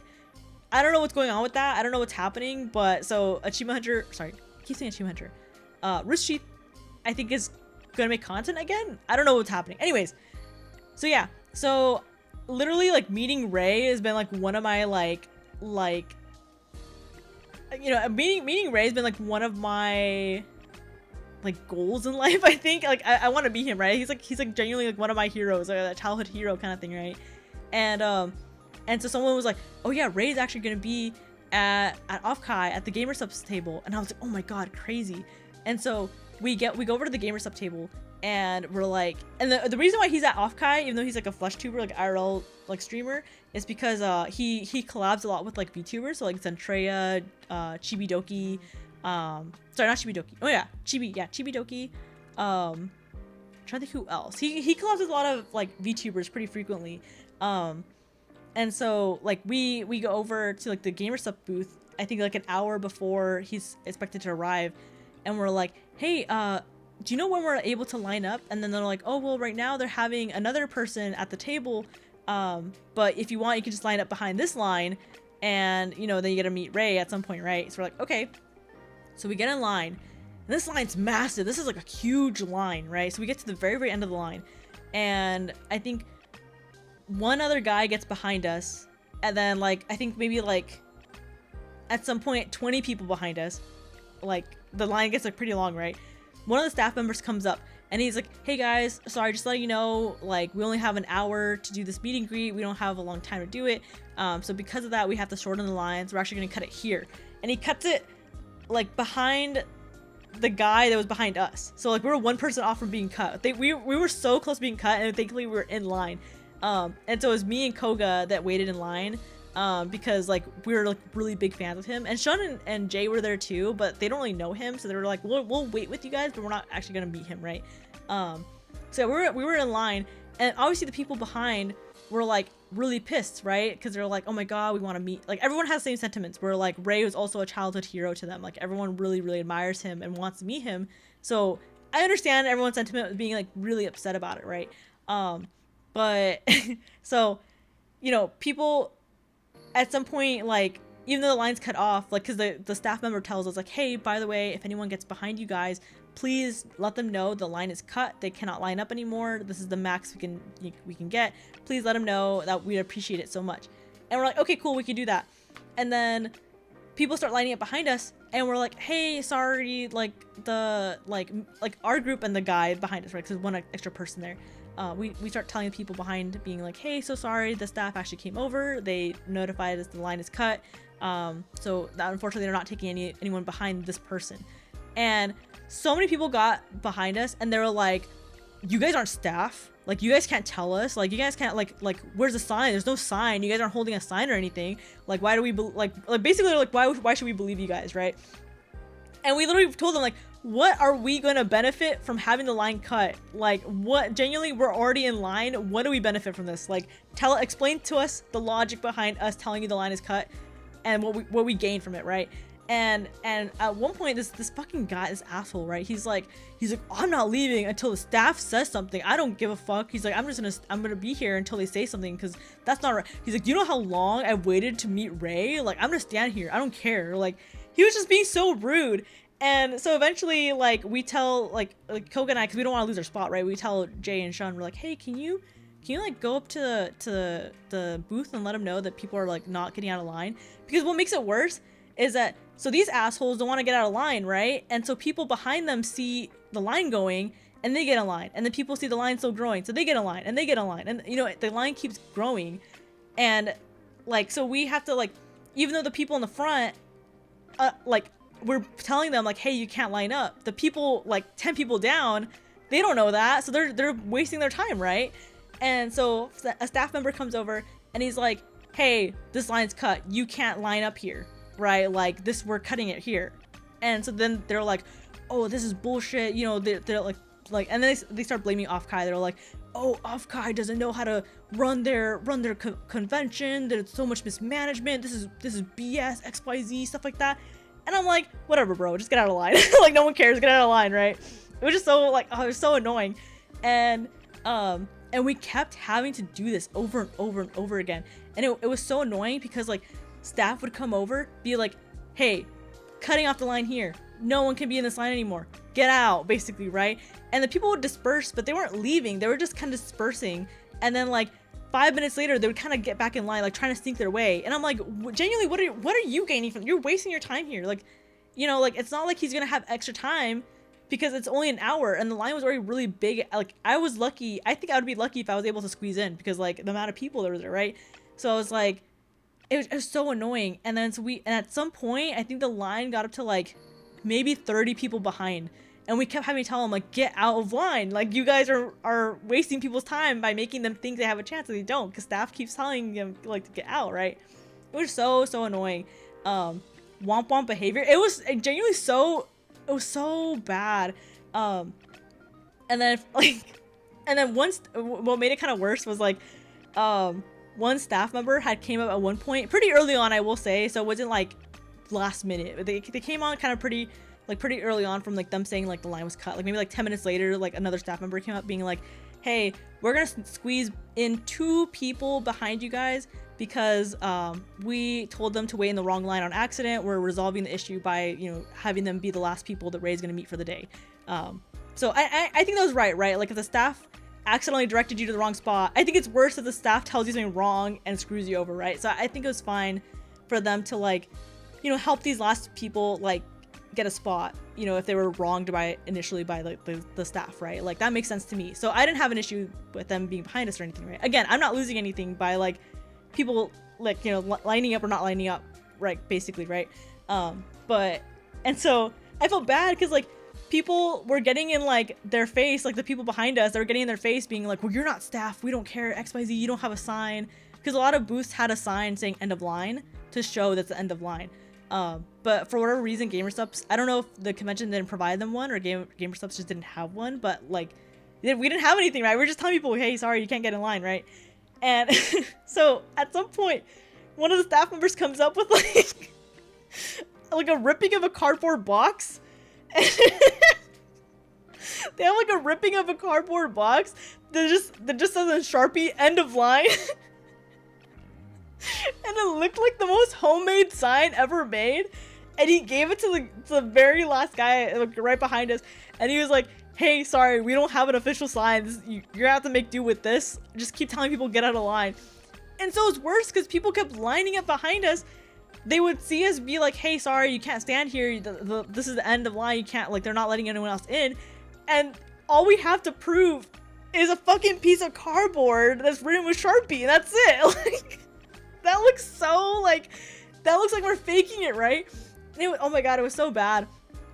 And like, I think finally, after, I think maybe, like, I don't know how long we waited in line. I think at the very end, like, I think it took us maybe, like, I want to say, like, 40 to 50 minutes. Like, we were standing in line, like, we finally got to the front. And I think behind us, there ended up being, like, at least 20 people, like, lined up. And I was like, I literally looked at Koga and I was like, bro, I don't know what they're doing here. Like, I genuinely don't know what they're doing because the end of line is here. Like, I don't know what they expect, right?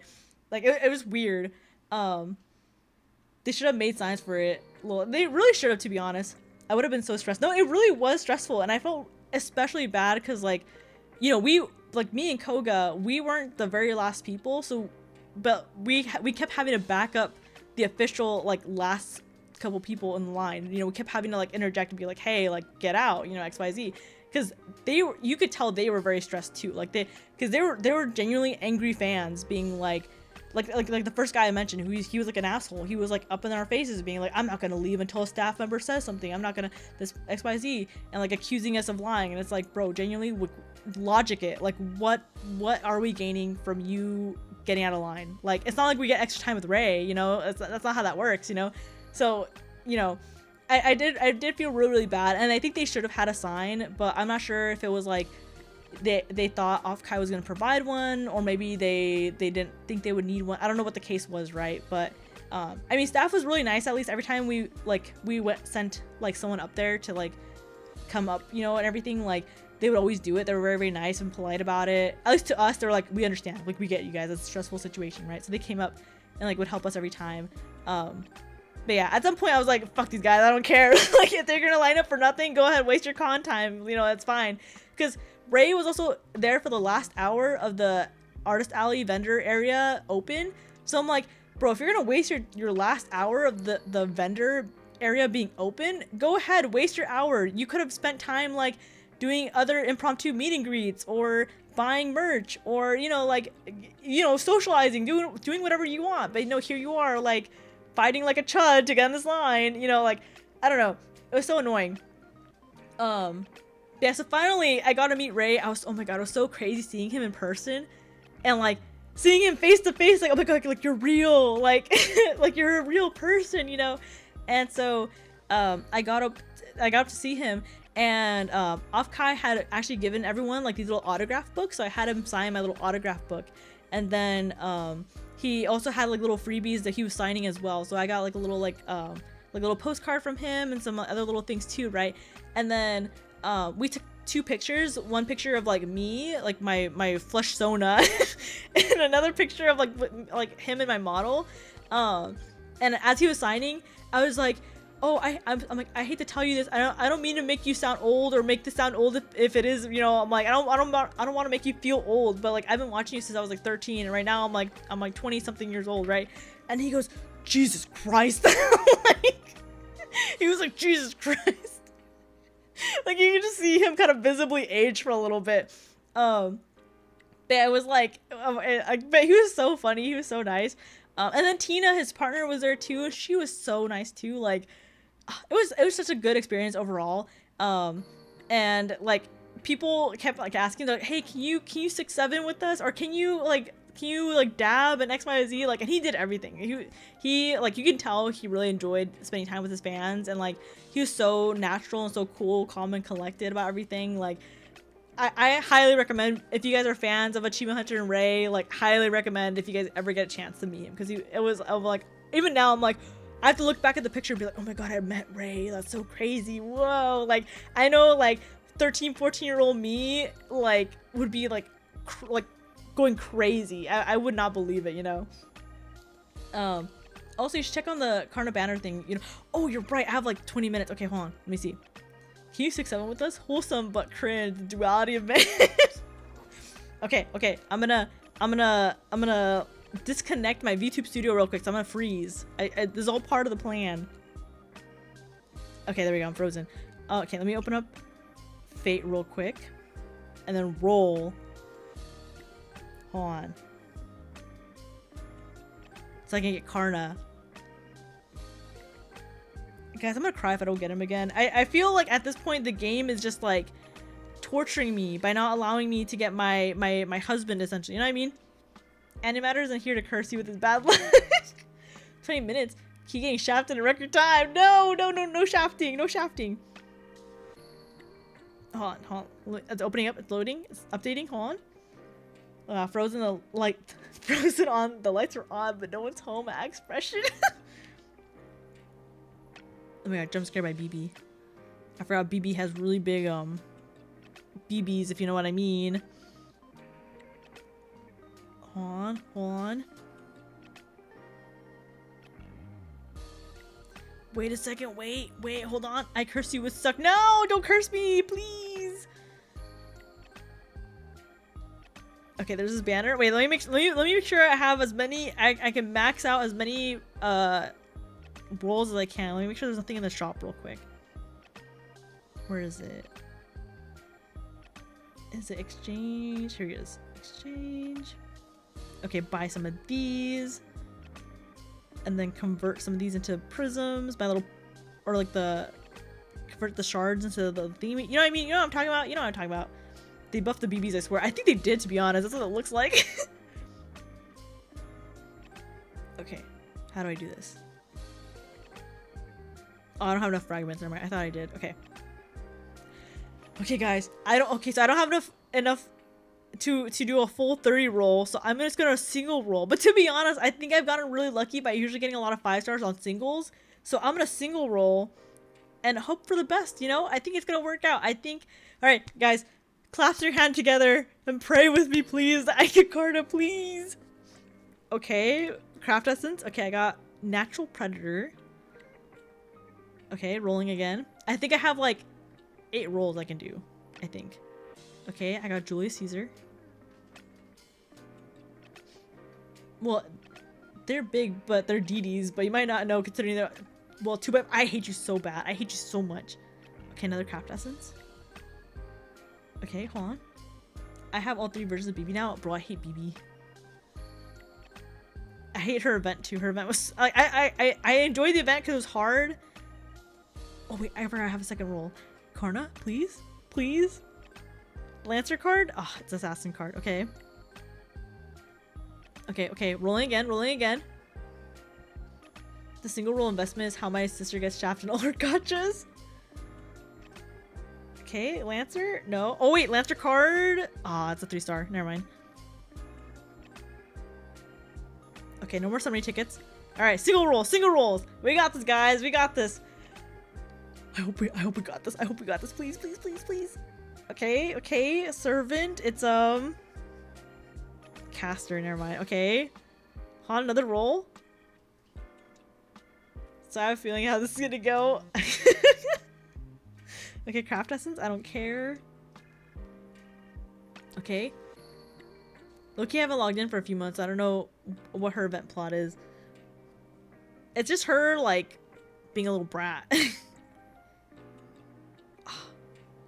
I didn't get him. Okay. Should I... Guys, what do you think? Should I... Oh, wait. I have a couple more... Oh, wait. Hold on. I got 2 more rolls. 2 more rolls. Hold on. Pause. Hold on. Please. There's the... Oh, I got another craft essence. Okay, one more roll. One more. There's no way. I have rolled so many times this fucking game and I have not gotten him. Another fucking craft essence. Okay. Should I? Oh, but I'm broke from Offkai. Should I? Do you guys think I should buy some? Do you think I should spend some money a little bit? Do you think if I throw money at the game, you know, he might come home? What if I get Percival instead of fuck? You know, identify with the brat behavior? No, she's too bratty. She's like a bitch brat. BB does BB things and Hakuno shows up and then there's a bigger brat causing problems because BB is a bad mother and basically gets shafted. I hate you so bad. Should I spend money, guys? Should I spend some money? Maybe if I spend like $20, what do you guys think? Do you guys think that $20 is enough? If I throw money, that mentality is how you end up broke with Karna. No, no. No. Anyways, you know, what's the harm if I like, right? $20 is okay, right? Right, guys. You know, who hasn't, you know, spent a little money on a gacha, right? Right, you know what I mean? Like, I work a full-time job. I'm a member of society. I'll get this money back, right? Oh my god, guys, all of a sudden I have enough prisms to, or enough quartz to do a 10 roll. Whoa, crazy. Whoa, I wonder what would happen if I rolled. Whoa, wild. If bro gets Percival, I'm laughing. No, I don't want Percival. Why do we ask an adult looks at? Wait, did I already get a 4? Fuck, I think I already got a 4-star craft essence. Okay, another craft essence. Gets Percival. Well, guys, see you next stream. Imagine if my rolls on Karna depended, like, alright guys, like, if I don't get Karna, I'm just gonna graduate. I'm just leaving. I'm not gonna be a VTuber anymore. Can you imagine? Fuck. I accidentally skipped to the game, to the full 10 roll, so okay, I wasn't gonna get them anyways. I didn't get it. I started off the roll with a 4-star craft essence. You know, what if I just roll again real quick? Hold on. What if I just do some single rolls here? Hold on. Just a couple single rolls. I have a couple left over. You know. Okay, servant. Berserker card. Okay, never mind. I'm hoping the card at least is a Lancer card because it has a chance of turning gold. Okay, servant. It's a servant. It's Lancer. Oh, caster. Fuck you, caster. Okay. One more. Please come home. Please come home. Please. Okay, servant. Please. Oh, it's a fucking knight. Oh, not knight. It's a saber. Oh. Who is this? Theseus. Oh, they added Theseus to the game? You know, I haven't played in a hot second, so...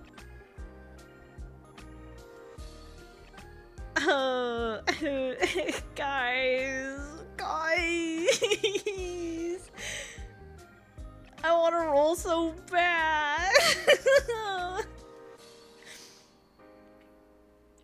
And my last roll is a double summon. I just need one more. I genuinely just need one more quart, and I can at least have a double roll. Hold on, let me see. Do I have anything I can shave? Hold on, let me see. There's bad luck, then there's Kiki's luck. You know what sucks? I have so many fucking 5-stars in this game. I'm so jaded by getting 5-stars at this point. The only 5-star I genuinely care about getting is Karna, and he's the only 5-star that refuses to come home. I don't care if I get a Ku Kalane, like Berserker. I don't care if I literally have like all the top 4 like casters, and it just did you send me a thank you Raven, not Raven, oh my god, thank you Star, oh my god, I'm so sorry about that, you can kill me for that. Thank you Star. Okay, maybe I'll spend like just an extra $1, you know, just start up addiction. What addiction? What are you talking about? I almost bought the $70 pack. Okay, just a single $1, you know what I mean? Like, what is there to lose with like a single $1? Wait, I didn't do it right. Hold on. Okay, purchase.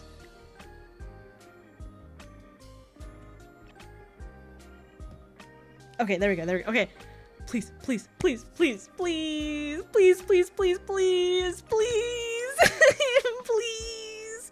Okay, serve it. Oh, it's assassin. Okay, next one. Okay, please. Okay, servant, another servant. It's a pawn. Oh, it's a berserker.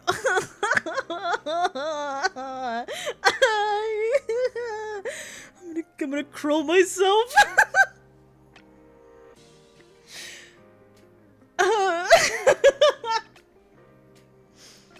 maybe if I just, you know, maybe if I just like deleted the game, I just wouldn't care about this anymore.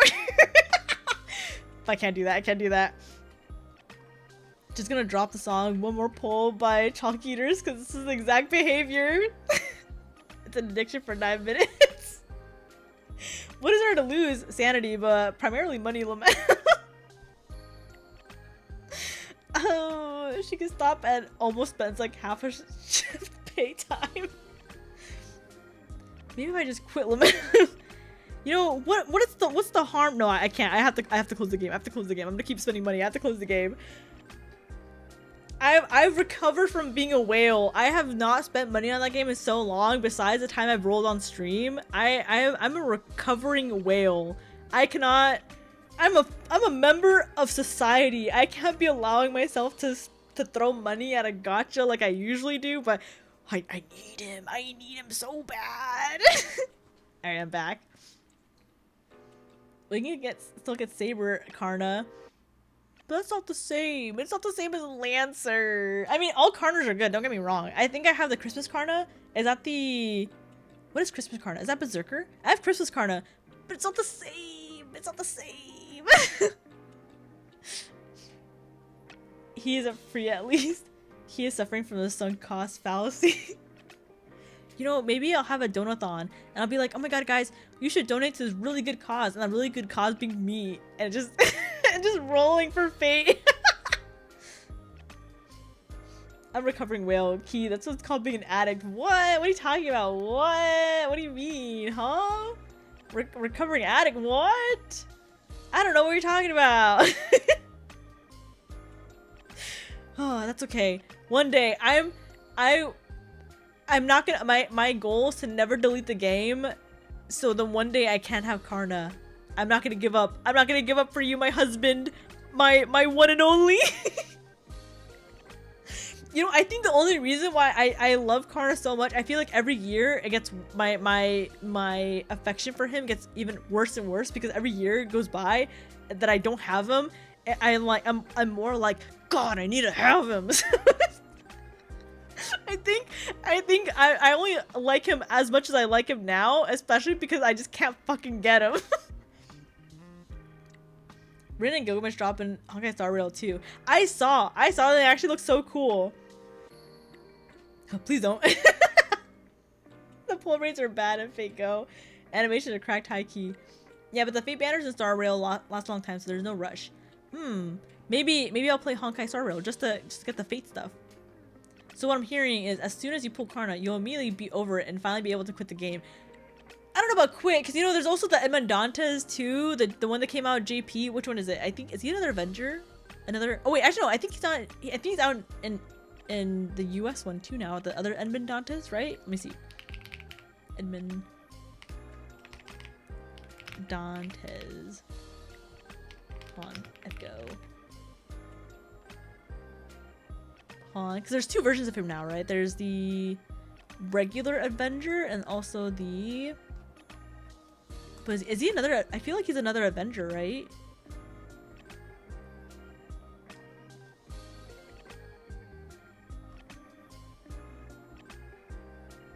Okay, I see no difference between them, but they're both really, really attractive. So I have to get him too. You know, my list of fictional, digital, pixelated men that I need to obtain will never end. That's all I'm saying. Yeah, he came out last month. Yeah. I have him too. Oh, I need him. I need him so bad. Yeah, even the Saber and Archer ones don't have the time limit, so it's not likely to go away. Borderline variant of a standard banner. I've been pulling for Rin because why in the god's name would I pull for Gil when they literally give you a copy for free? Well, what if you want to max out your Gil, you know? Like, he's so strong. I'm getting flashbacks to fucking the strange fake anime with Gil. But you know, Gil's so strong. You just get some copies, you know. Oh my god, this stream just turned into a gacha stream. Oh, let me take a sip of my water real quick.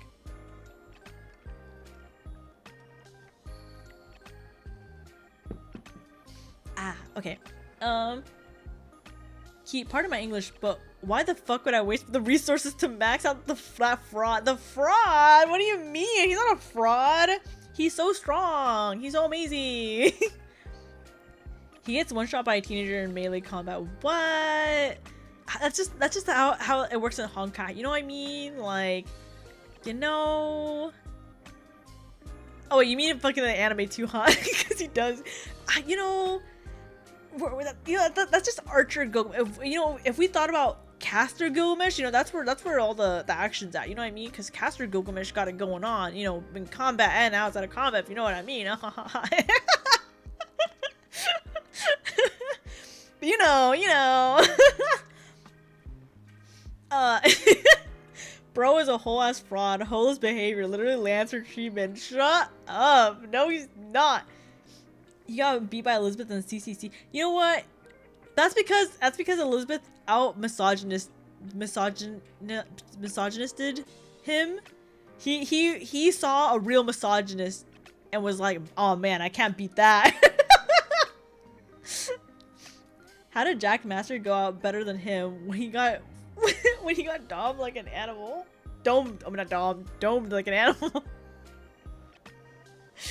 You know, we don't worry about that. You know, we listen to the Fate lore, and if the Fate lore says that Gilgamesh is like SS tier, like we're not gonna question that. I'm not gonna question that. What are you guys talking about? What, he's so strong. You have to admit, he has some really good fights too. Some pretty OP fights. You gotta admit, you know. I think personally, the fight he has with Shiro is a stupid ass fight. Because how are you gonna tell me a teenager is faster than a servant when the whole anime franchise is all about, oh yeah, servants are crazy fast and super powerful and super strong, XYZ, these many things. Like I genuinely does not like.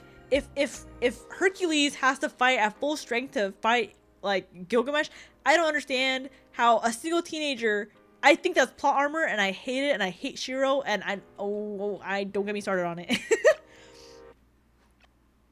He's so anti-sexist that she can't even say misogynist. Yeah, I love women. I'm such a woman lover. I can't say misogynist because I love women so much.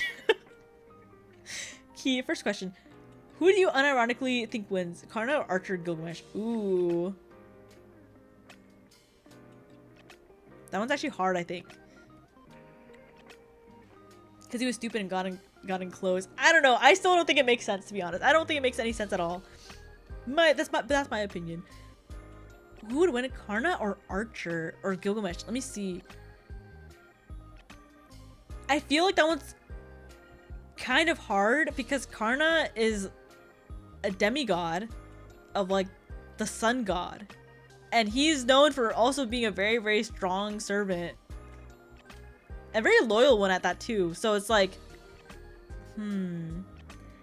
I know technically Lancers, what is it? Lancers beat Archers, correct? So I think, I don't know. I know not every matchup is like canonical to like their weaknesses and things like that. So I don't want to say I'm betting on it or anything, but I have a hunch that I don't want to say, you know what, I think ultimately Gilgamesh will win the fight, but I do want to say I think it'd be a very extremely close fight. Like I think they would both be like using their full force like as much as they could type of thing. The only reason why I think Karna would lose or have a higher chance of losing is because Gilgamesh has so many noble phantasms to his disposal, and obviously we know he can't really use them like he's supposed to, but it's just like almost never ending. And the fact that he's an archer, he already has a lot of mana like built up naturally, so he can go on way longer than Karna can. I think the stamina is just not in Karna's favor, because Karna's noble phantasm is very destructive, but I think Gilgamesh has enough tools in his inventory to defend himself from such a destructive noble phantasm. Like, because you know Gilgamesh also has Aya as well, and not that he pulls out Aya every single time, but I think he would. I think at some point Gilgamesh would understand like, okay, I'm fighting another god or like demigod, so you know I probably do have to pull out Aya, you know, at some point, you know, kind of thing. So I do think only because Gilgamesh has proven himself to fight against other demigods and divine beings and win, or at least narrowly win, I would say I think Karna is just at a disadvantage, unfortunately. Also, not only because of the tools he has, but also like the he has the chains that he used against Hercules. And you know, the more divine you are, the stronger the chains are. I'm not saying that the chains would fully, you know, like take down Karna, but like if you're fighting a demigod and you have an item that's meant for gods and demigods, then I think you got a pretty good tool to use, you know what I mean? We'll say regardless of your answer, you lose the follow-up question. What do you mean? Because if you say Gil, then that means Shiro beats Karna, and if you say Karna, that means Sieg beats Gil. For legal reasons, this is mainly a troll, but also I push this as fraud propaganda against Gil. What? Hi Muichiro. Hi Muichiro. I'm sorry if I said that name wrong. Hi sis. Gilgamesh never fights seriously. That's his problem. That's true. Oh, I think he, not that he doesn't fight seriously. I think he doesn't, like, he thinks less of like his opponents for the most part. But I think there are people where he does understand, like, okay, this is like a serious fight. Like I think against Shiro, because Shiro is also like, sorry, spoilers by the way, in case anyone's, you know, the spoilers for the Fate series, right? But I think the reason why especially Gil lost, unfortunately, stupidly enough, Shiro lost against, Gilgamesh lost against Shiro was because Gilgamesh was like, this is just a fucking human, just like a brat, just a kid. Why do I have to take it seriously, right? But I think Gilgamesh understanding that he's going against like a demigod, like for example, like the fight he had against with Hercules. I'm gonna keep using that fight because I think it's a very relevant fight. The fight he used against Hercules, like he took that pretty seriously, I would say. He had a lot of things prepped ahead of time. Like he made sure he was like armed to the bone for that fight, you know, type of thing. So I think if Gil understood how strong of an opponent Karna is, how dangerous he could be, then I think he would take the fight pretty seriously. That's why he always loses. He only goes out when it's divinity involved. But I think that makes sense. If you're a really strong servant, I think it makes sense to only really care when another strong servant comes out, right? I mean, not that it's great for him to do it, but I think I understand the logic behind him at least. Nobunaga clears because gag character. You know, I think she would. I'm not gonna lie. I think she actually would clear, but also for the same reason where Gil just would not take her seriously. I'll try to understand a little bit of this conversation, even though I'm not fluent in learning English. That's okay. I can't say I'm the best to learn English from because I talk very fast, but hopefully I speak slowly enough where you're able to pick up the conversation well enough.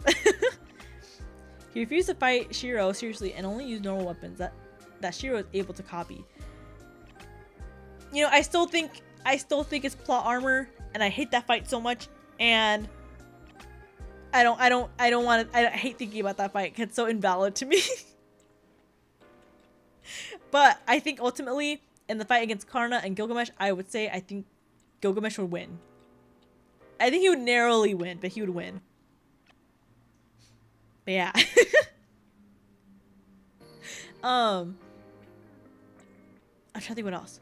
Oh, this stream turned into like a Fate stream again. It's supposed to be for Offkai.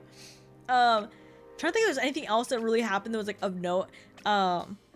I want to show you guys a lot of things too, but I have my hand cam stream tomorrow where I get to actually show off like all the business cards, all the ribbons, all the like the art I got, things like that and everything.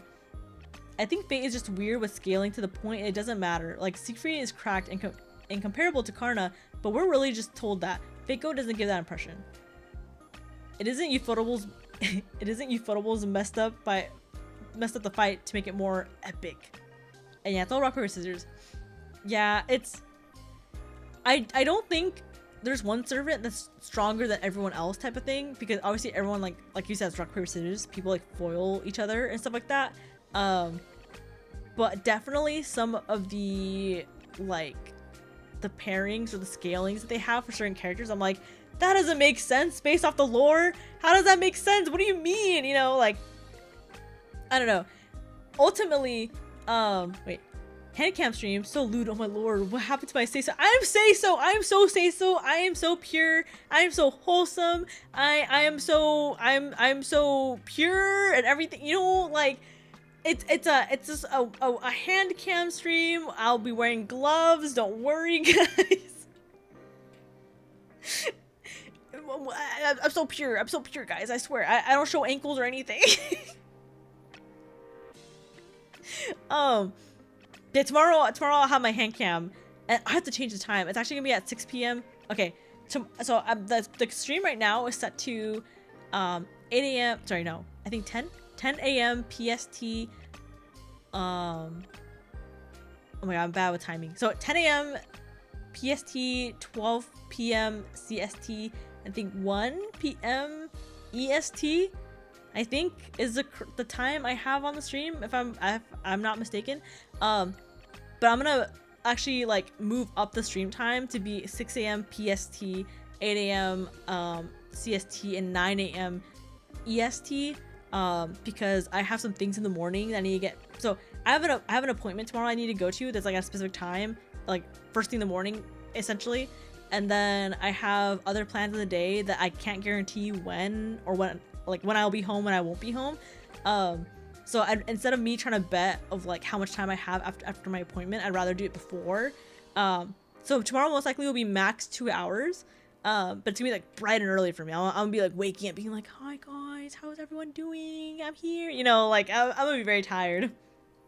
But I feel like I should have a membership stream because I only had like 1 or 2 this month, like in July, and I don't feel like it's right for me not to have more frequently. And I think I explained yesterday, I just didn't have a lot of time, unfortunately, while I was prepping for Offkai to have more membership streams. So starting from August onward, I'm trying to like have 3 membership streams minimum at least, and usually on the weekends. So that way people are able to actually tune in, because I know my regular like weekday streams are not like the greatest. so that's my plan at least. Yeah, so I think tomorrow I'll end up streaming at, again, it's gonna be 6 a.m. PST, 8 a.m. CST, and 9 a.m. EST. Very, very early morning streams. I am pure. Okay, show us your manga deck's bookmarks then. You know what? I will, but it's not gonna be lewd things. It's gonna be very gory things, if you're okay with that. My manga deck is full of gore. Yes, please show us your AO3 book. Okay, AO3. No, we don't gotta talk about AO3. You know, some things are not meant to be seen in public. You know what I mean? We don't gotta talk about AO3 here. What? Just remembered, next movie night, we can finally do that Avatar movie. Oh, you're right. It's on Paramount now, officially, right? I don't have Paramount, but you know what? I'm low-key I'll just do a free trial to like get it, so then I can watch them. Because you know, from the clips I had seen, not that I've watched the full movie when it wasn't released, but the clips I had seen, the very long clips I had seen were all a little slightly pixelated, so it's gonna be nice to see it like in 4K. I might be able to make it, hanging out with my sister and her fiance tomorrow, because I haven't seen them. Oh, that's very sweet. Well, I hope you guys have fun at least. Even if you're not able to make it to the stream, I hope you guys have fun. Was gonna say, I have the movie that's totally obtained from Paramount. Okay, maybe we'll have you host the movie night then. I would be like, all right guys, Turkey's hosting the movie night. Everyone say thank you. To be honest, if you wanted to have a movie night like on Sunday, I think we should be able to do it. I don't have anything happening on Sunday, I believe. I was initially gonna watch The Odyssey because I really want to watch it. It looks so good. But I want to watch it. So I want to watch it in like the 70mm thing, but there's so very few theaters that do it, and the theaters that do it like are kind of a ways out for me. So I think me and a couple friends, I think we're gonna watch an IMAX like first, and then see if it's worth watching in the 70mm. But like, to be honest, all the theaters and like that are within like 2 hours of me that have the 70mm, which is a lot. It's a very, very tiny, small amount of theaters that do 70mm. I think that a lot of them are booked out until like September, like late September. So I'm like, I don't know if I want to wait like until September to watch this movie, right? So we're gonna try to watch it, like, and I wanted to buy tickets to watch it this weekend.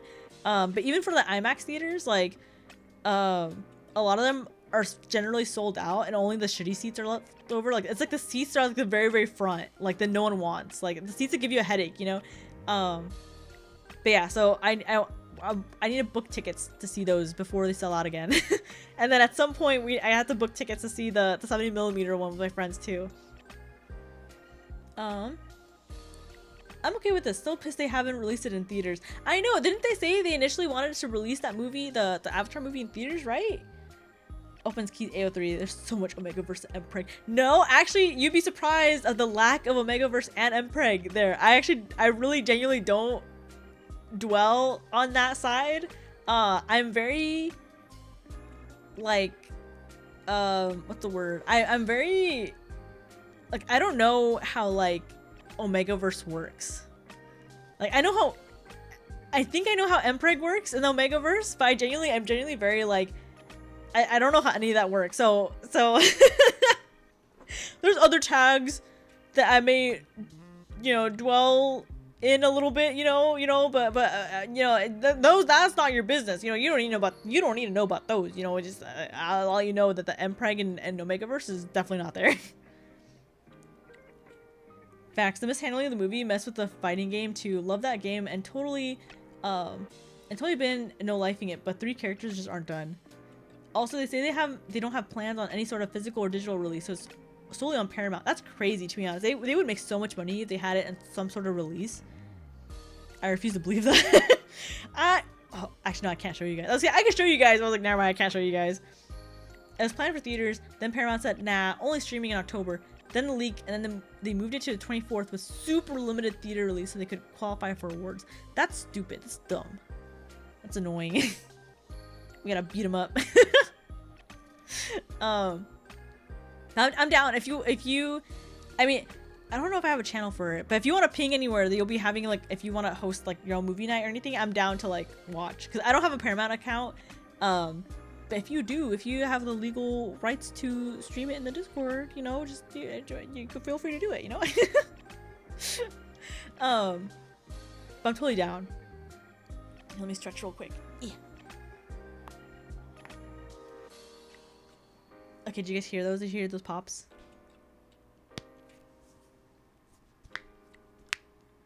Okay, a couple extra ones. Okay, there we go. That's it. That's all the pops I got. Leak threats got us the trailer for the new show too. I saw, right? It's gonna be a new show with them as adults, correct? I'm very hyped for that. I'm very, very hyped for that. I have the legal rights to whatever I want.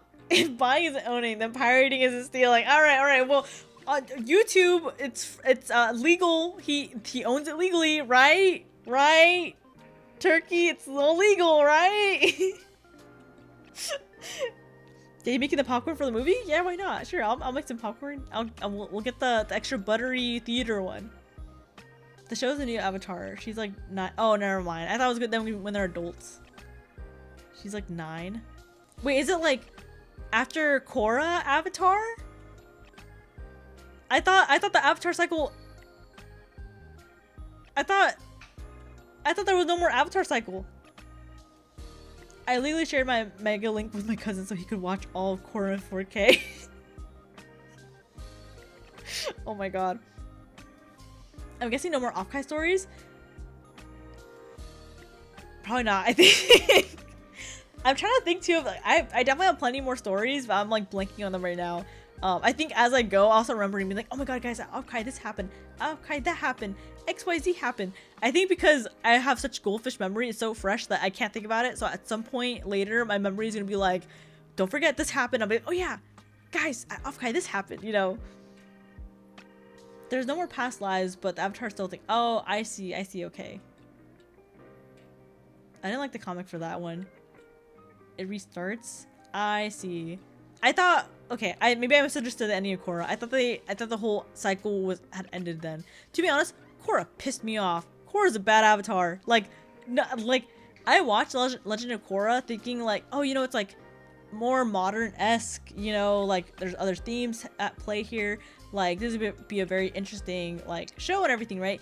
I watched every season, and I think every season I hated Korra more and more. Like, I don't know, like I know every avatar is a little different, but something about Korra was just so anti-avatar. Like, genuinely just so like she did not want to learn from anyone about anything, not even like previous avatar. Like it felt very like she was like, she had such a main character syndrome of like, woe is me, and like everything is against me, like everyone hates me, like I need to fight against everyone, I don't have to worry about like relying on anyone, even though the avatar spirit is me, you know, like I'm not gonna listen. Like, she did not consult any avatar for like anything, basically. Like oh, she was so annoying. She was genuinely the most anti-avatar avatar out there. Korra was terrible avatar and character. She really was. It seems she was a mixed bag.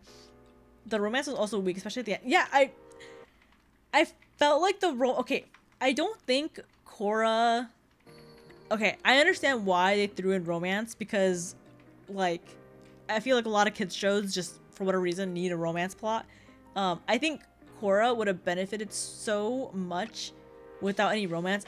Genuinely, I feel like actually the romance parts like made her a worse character, because they showed that she wasn't just a piece of shit like to her friends and like family and all that kind of stuff, right? She was also just a piece of shit like to her partners. Like I know I think she ended up getting a happy ending, right, with what's her name and everything, but like I feel like she was just a very toxic partner as well, and she just wasn't like I think like every relationship she got into, or every time like something happened that was like that had to do with romantic feelings, it was also like, it was always just like main character syndrome of like, this person wronged me, or oh, I did this because I'm doing it for my own good, XYZ, but I'm even thinking about the other person's feelings. Like, I don't know, I feel like the romance really just made her look even worse.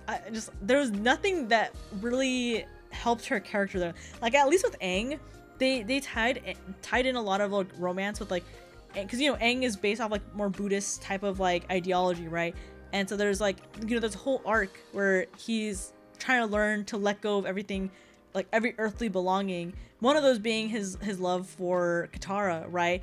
And he has to go through like a whole arc of understanding how to balance out feelings and the spirituality of things, and like what's important in life, what's not important, you know, things like that. Like the romance aspect in the show elevated his character more because it allowed him to grow, versus with Korra, I feel like every relationship just like made her more narcissistic, you know, if that makes sense. Like it was not great. Korra season 1 was really good. It definitely had some good moments, but the ending really sucked in my opinion. It was, I don't know, it's not great. Her learning 3 elements as a child was insane. That was also very insane. Like, it almost felt very like pick me kind of as an avatar. Like, okay, I get it, you're talented and everything, but I feel like, I don't know, like genuinely I like, it just felt very like very single child behavior, if that makes sense, you know. And then struggling with air, like Def had good moments after. Korra suffered a lot of the Nick corporate meddling, kind of like Paramount in the movie, yada yada history rhymes. I think Aang was a story about becoming the avatar, but Korra is more about being the avatar. Yeah, like Korra couldn't talk to avatars because her whole thing was she was good at the combat part of avataring, but had no skills on the spiritual side. Like, she truly lacked in the spiritual side too. Like, and you can't say it was like, I think in her case too, is definitely was her lack of trying, because she just did not allow herself to grow at all. Like, there were so many times where like people tried to help her, they tried to get her to be more spiritually connected and be like, here, do these things, and these things will help you, you know, consult the spirits, the avatars, you know, things like that, right? And she just, I think there's so many scenes where she literally was like, this isn't working, I'm giving up. Like, she would give up so easily, she would quit, she was impatient, she was very like hot-headed, like and I think by the time she realized she needed to learn these skills, it was already like too late. Like, the very ending of like the show, like she did not have any of the skills to really overcome a lot of things that like, obviously things semi worked out, and I say semi worked out very loosely because a lot of things really fucking sucked at the end, right? But like, she just she just did not want to learn from other people. Like she denied help so often, and she like, oh, it's so annoying. I hate Korra so much. Like I genuinely didn't want to hate Korra because I was like, I saw so many people hate her, and I was like, oh, they're just hating because it's a female protagonist. No, I like, it's cool that she was a female protagonist. But I fucking hate her as an avatar. She's a piece of shit. Like, why would air so hard? Super spiritual inverse. Oh my god, I can't talk. Which made her a good bender, but a bad avatar. Like, I don't know. I wish they made a show instead of like, maybe instead of Korra, they should have made a show about like a past avatar. Like a Kyoshi show would have gone crazy, I think. You know what I mean? Like the amount of stories we heard about Avatar Kyoshi, not Kyoshi. Oh yeah, Kyoshi, right? Because Kyoshi Warriors. Like, the amount of stories we heard about her, I would have loved the show about her. Like, I don't give a fuck about Korra. I think she sucked. Her friend group is also mid compared to Aang's. They really were. Like,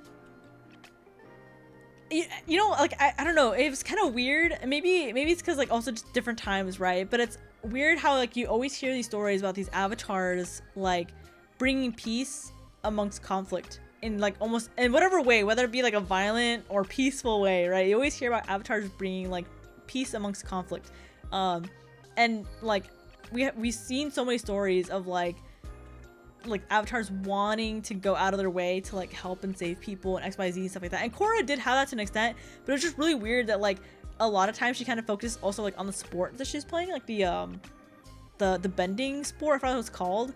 Like she put a lot of emphasis on that, and I was like, girl, you're the avatar and here you are focusing on the sport. Like, shouldn't you be out there like learning some politics, or you know, trying to like traveling the world, or I don't know, you know what I mean, like doing something? But here you are just playing sports with like these two other like guys that, I mean, not that they're like nobodies, but like, you know what I mean? Like, it's just like, what do you like? They weren't doing anything. Like, I don't know how to explain it. Maybe I'm just being a hater, but like, it was just weird, you know? Let's see. Kyoshi books getting animated would be rad. It really would. Mako and Asami are bland, and Bolin is neat, but they shot him into the soccer role too much. Many of the other avatars are really cool, and I love to see they got shows. I know, like, most of the avatars are really genuinely, like, so entertaining and, like, interesting to listen. Like, the amount of stories you just hear about all the avatars, you're like, oh my god, I wish I could learn about their lives. I wish I could learn about what they went through, you know, and everything, right?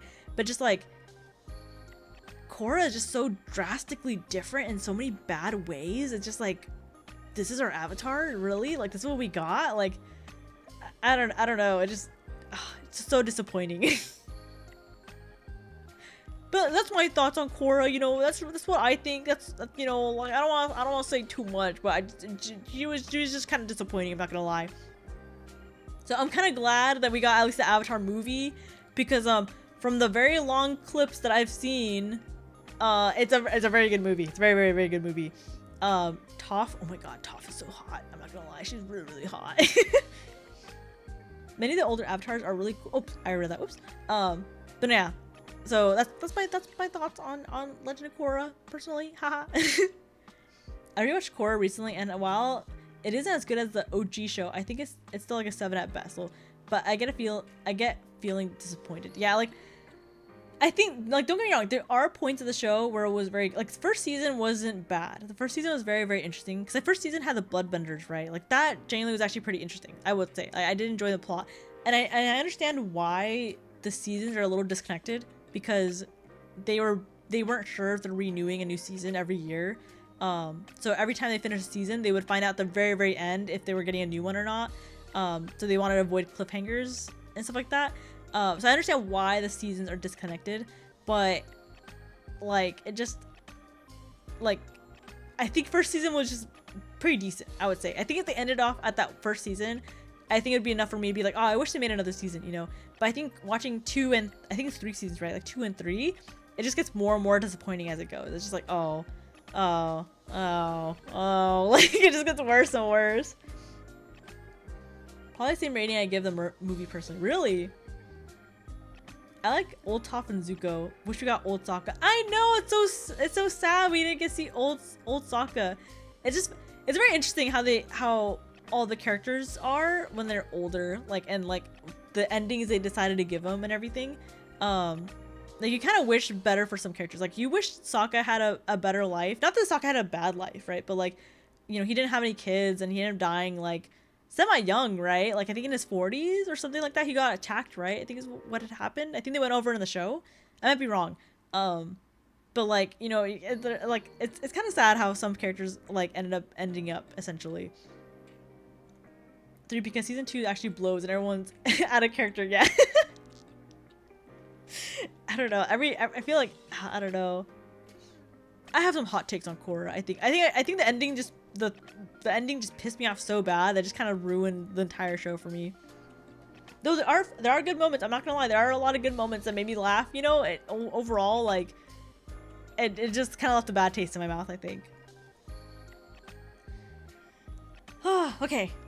I think I've been rambling a lot on the stream, and I think only like maybe 30 minutes of the stream have been about Offkai. I don't think I actually had a, you know, this happened to me like not last year. I think what was it, like 2 years ago? Not on this stream, on a different account. I had an Offkai stream, and I genuinely don't think I talked about Offkai at all in that entire. Actually, let me see. I think it was like a 3-hour stream and I didn't talk about Offkai at all. Let me double check. Hold on, let me see. Hold on. Let me see if I can find it real quick. I think it generally was like a 2-3 hour stream and I just did not talk about Offkai at all. Oh my god, it was an hour-long stream and it's like I remember like I ended stream and I was like, damn, I didn't say shit about Offkai. And the title was be like me coming back from Offkai being like, all right, like let's chat about it, you know. Yeah, like, Korra is like the small things building up over 4 seasons, and the movie is like small things over an hour and a half. I think I might have watched it. It's in there. It's oh my god, streamed 2 years ago. Wild. After I even left, we got derailed, and we really did. Fun fact: Korra got shafted so bad that season 5 didn't even air on TV. It was on that bum-ass Nick whoops. What was? I thought there were only like 3 seasons. There was more seasons? Really? Everyone's holding us together a little bit. So funny. I didn't know there was more seasons. I thought there was like max 3 seasons. Maybe I'm remembering the show how long the show might have been. But I remember only really season 1 being like memorable. And like the last season also being memorable because it sucked. Season 4, not 5. Oh, I see. Okay. I don't know if I watched the. Actually, no, I did because I watched the ending. The show sucked. Well, the ending of the show sucked. I guess I'll say. Maybe not the entire show, but you know. Wait, I thought the show ended with Kavira. What? Oh, I'm tired and still sick. I only watched season 3. I didn't even know there was a 4th. I'm gonna see if I watched the 4th season. I'm not sure if I watched the 4th one or not. Now I need to double check it. Now I need to like make sure if I watched it or not. Okay, I'm gonna go ahead. I will wrap up stream here because I've been talking for about 2.5 hours and I'm still trying to build up my streamer stamina a little bit. Because I'm not used to like talking like non-stop again, like on stream, which isn't bad. Like I'm trying. I gotta keep building up my lung capacity. But I will go ahead and wrap up stream here. Next stream will be tomorrow at I need to update the time. It's gonna be at 6 p. Sorry, I keep saying PM. So used to PM. 6 a.m. PST, 8 a.m. CST, 9 a.m. EST. And then I might stream Sunday, maybe. I'm debating. If not Sunday, for sure I'm streaming again on Saturday. And then next stream after Saturday will be, I think Monday. I think Monday should be fine. I believe. But yeah, I'll try to have a schedule out this week if I can, if things don't get hectic. I feel like lately a lot of times I struggle with the schedule just because like so many things end up popping out of nowhere where like people are like, hey Kiki, don't forget you have XYZ planned, or hey Kiki, don't forget you scheduled this 20 months ago and now the date's coming up, you know, kind of things like that, you know. So that's the only reason why I've been having like struggles putting out like a calendar or like a schedule, because I'm like, fuck, everything's hitting me all at once kind of thing, you know. But yeah, so at least I'll have a stream tomorrow, and by tomorrow I should have a better idea like what my schedule next week's gonna look like. But everything should be going back to normal. I should be having regular streams again for the most part, like minimum 3 to 4 streams a week. But yeah, Better than my Netflix Avatar drinking game. God, I hate live action. Annie waiting on Kiayama. I will have a Kiayama stream soon. I actually talked to my mom about it. I saw her on Wednesday. Yeah, I saw my mom on Wednesday, and I actually was talking to my mom about VTubing and stuff like that. And she doesn't know anything about VTubing, right? She like only kind of understands what I've generally told her, but she really doesn't understand the whole sphere of it. And I did show her Annie's drawing that he did of like my mom and everything. And I kind of mentioned how like she doesn't have a ring, and then she's like, well, I don't have a ring on my finger, like I'm married, right? And I was like, oh yeah. And I kind of told her that Annie had said because he plans to propose to her, and then she's like, now I'm scared. She's like, I don't know if I want to do this. So when the time comes where my mom is on stream, don't say anything that will weird her out, or otherwise you guys will never see her ever again. She'll be locked behind the digital wall, you know. But yeah, so I will have a mom stream sometime soon. Most likely sometime this month. I'm not gonna lie. I'm gonna try to get it out as soon as I can. And before she has to go back to work as well, because she has some time off right now.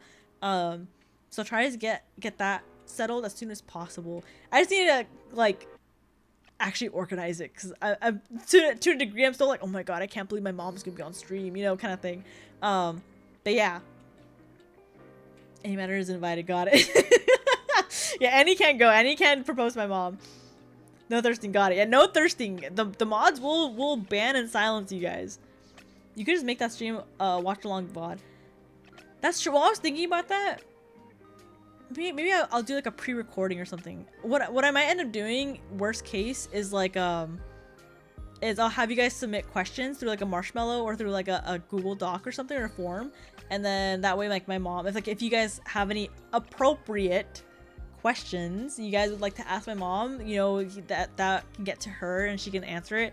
So yeah, I mean, I would prefer it to be a live stream at least, so that way you guys can have like the actual, like, oh my gosh, she's there in person kind of feeling and everything.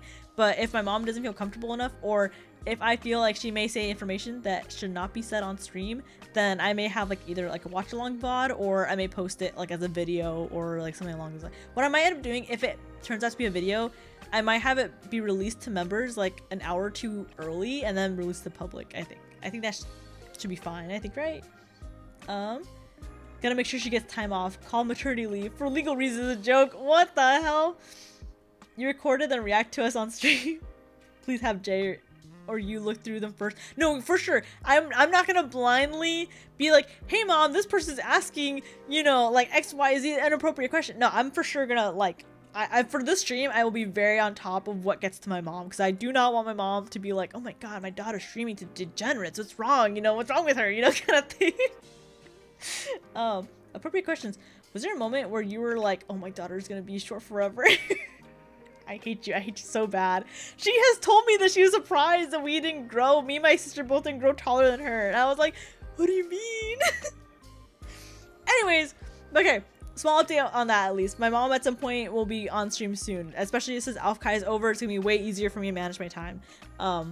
Yeah, so I'll go ahead. I will be wrapping up stream here today. I will see you guys in like basically less than 12 hours, like 10 hours, right? I'll see you guys in like 10 hours.